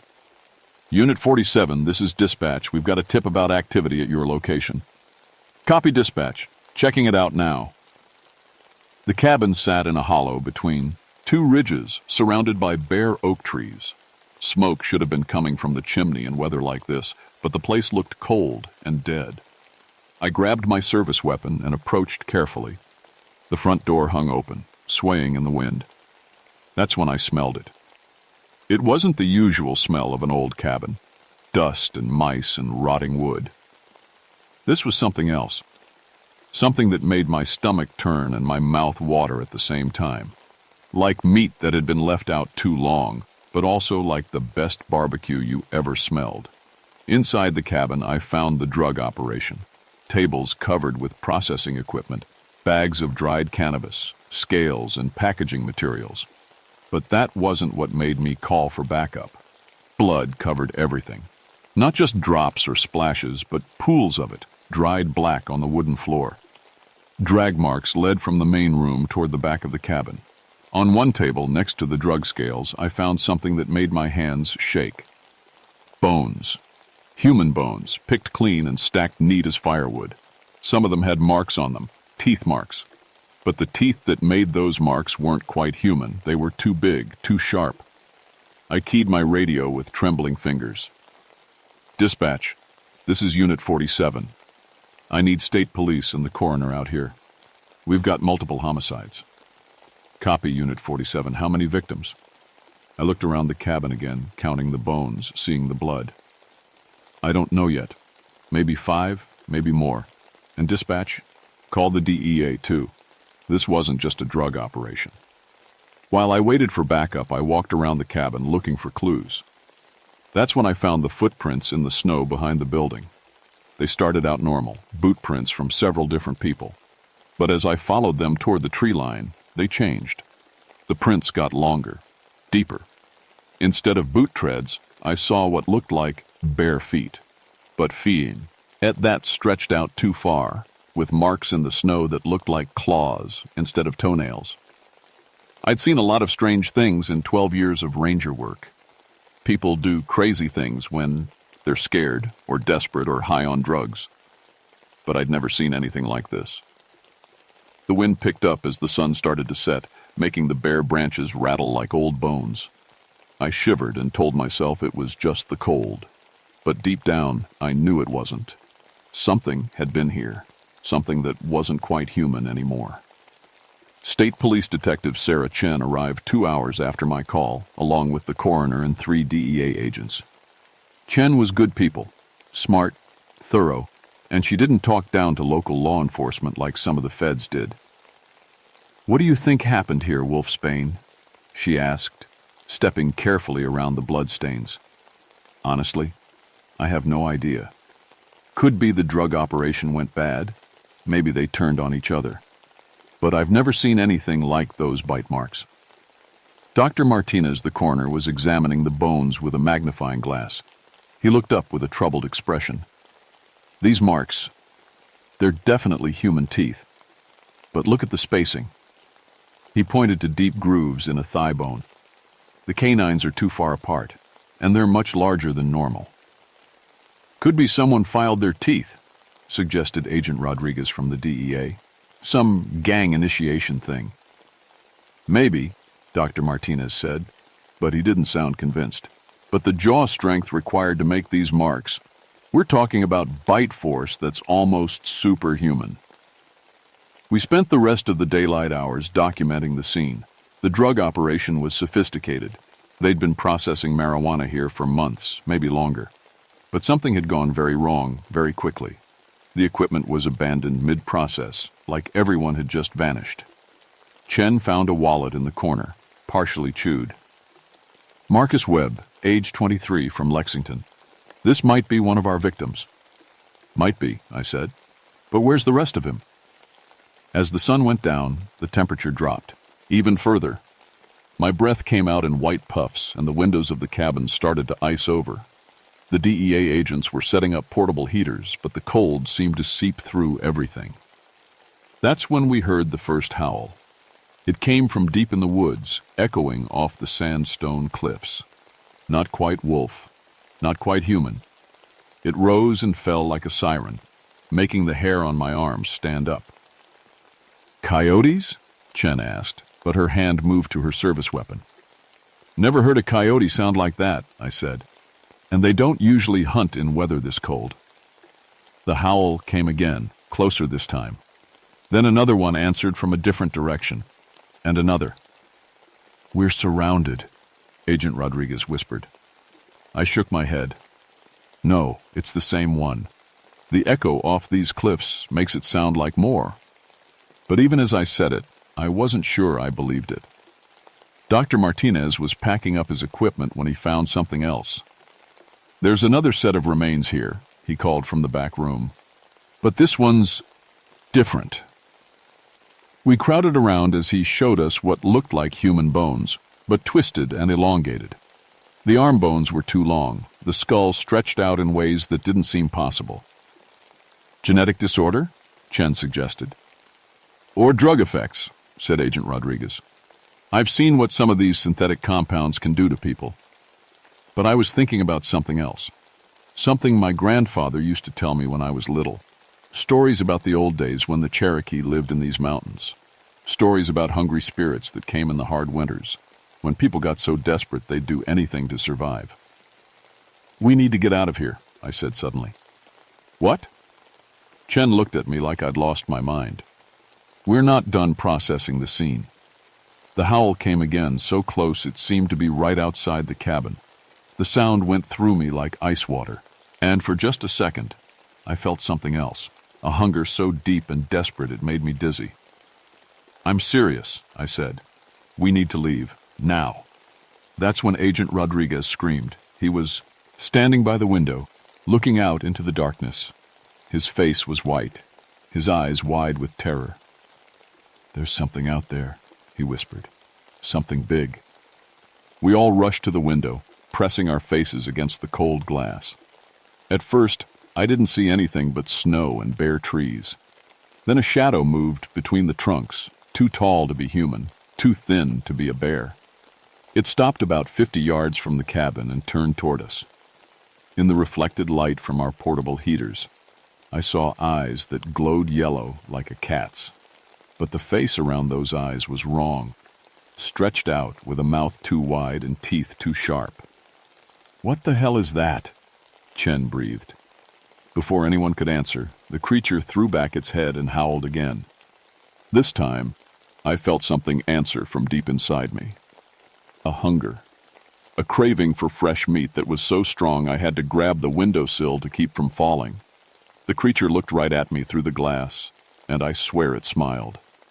We barricaded ourselves in the cabin that night, but I don't think any of us really slept. The thing in the woods kept circling just out of sight. Sometimes we'd hear branches breaking or snow crunching under heavy feet. Sometimes we'd see those glowing eyes, reflecting our lights. "We should call for backup," Agent Rodriguez said for the 10th time. "Radio's not working," I told him.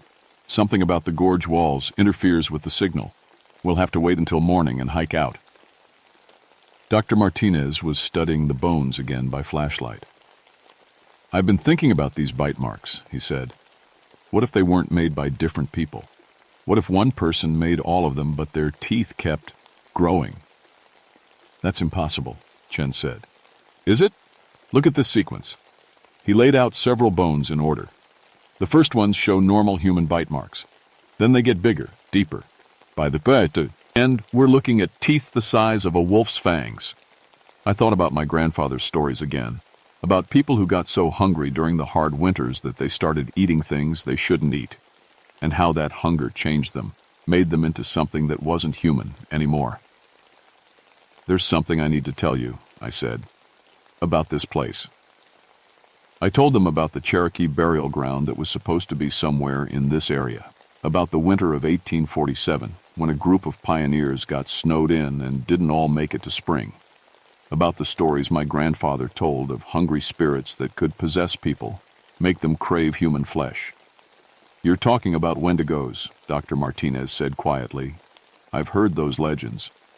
Legends, Agent Rodriguez snorted. We're dealing with drug dealers, not monsters.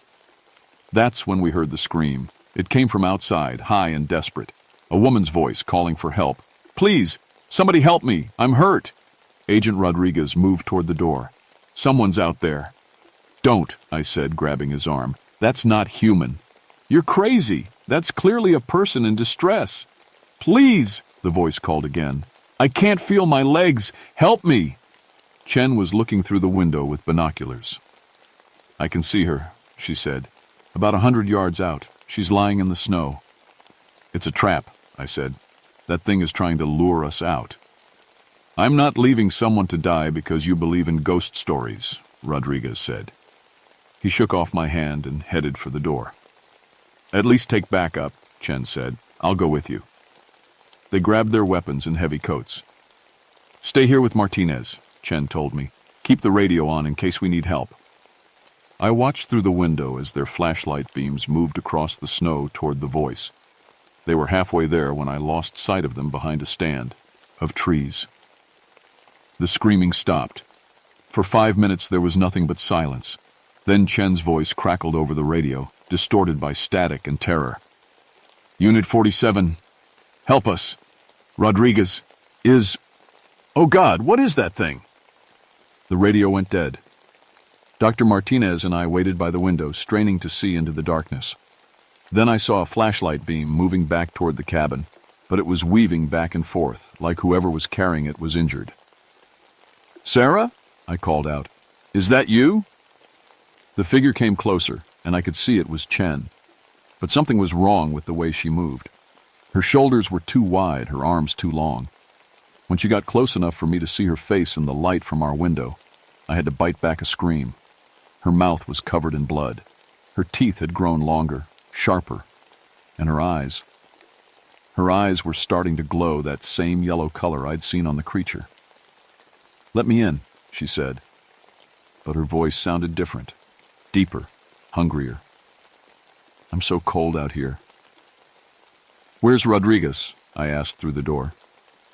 She tilted her head like she was thinking.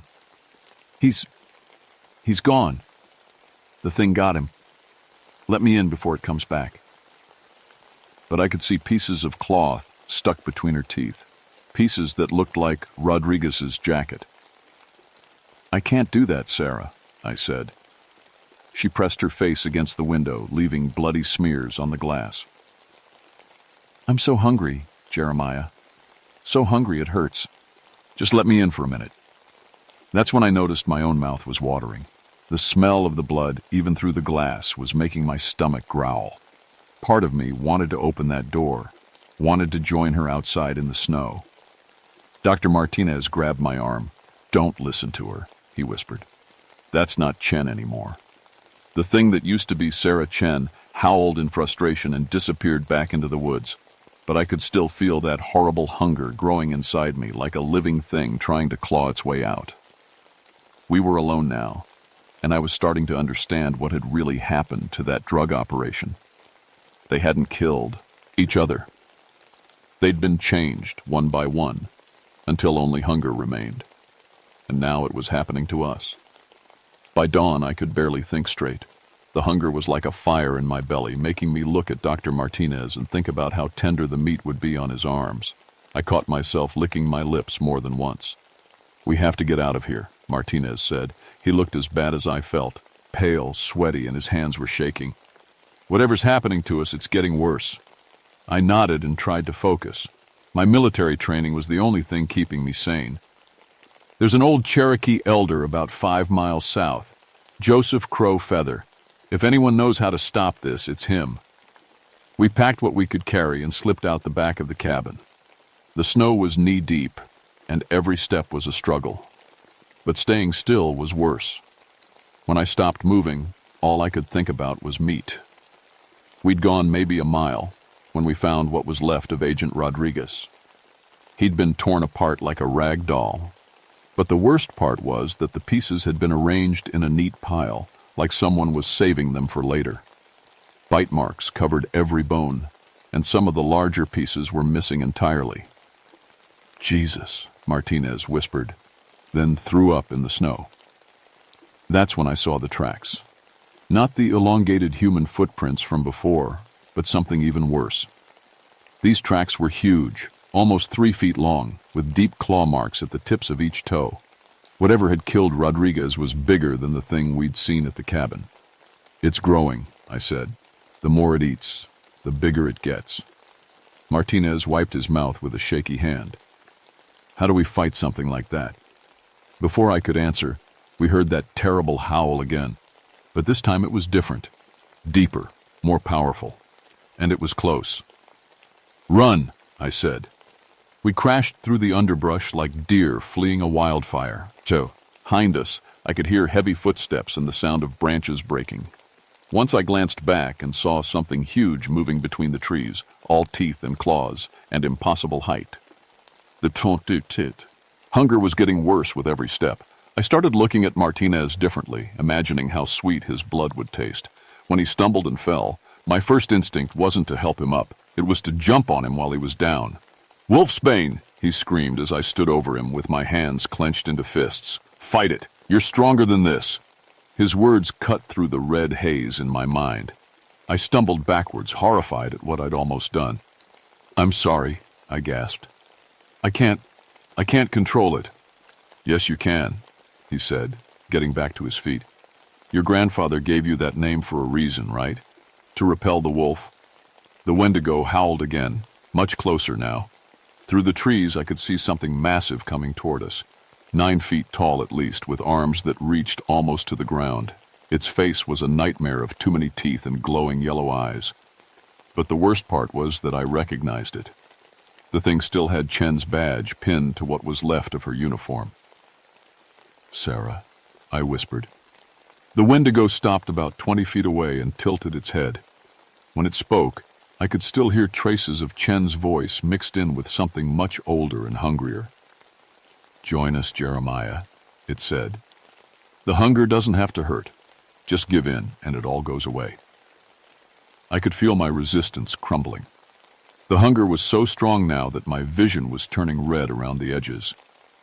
All I had to do was take a step forward, and the pain would stop.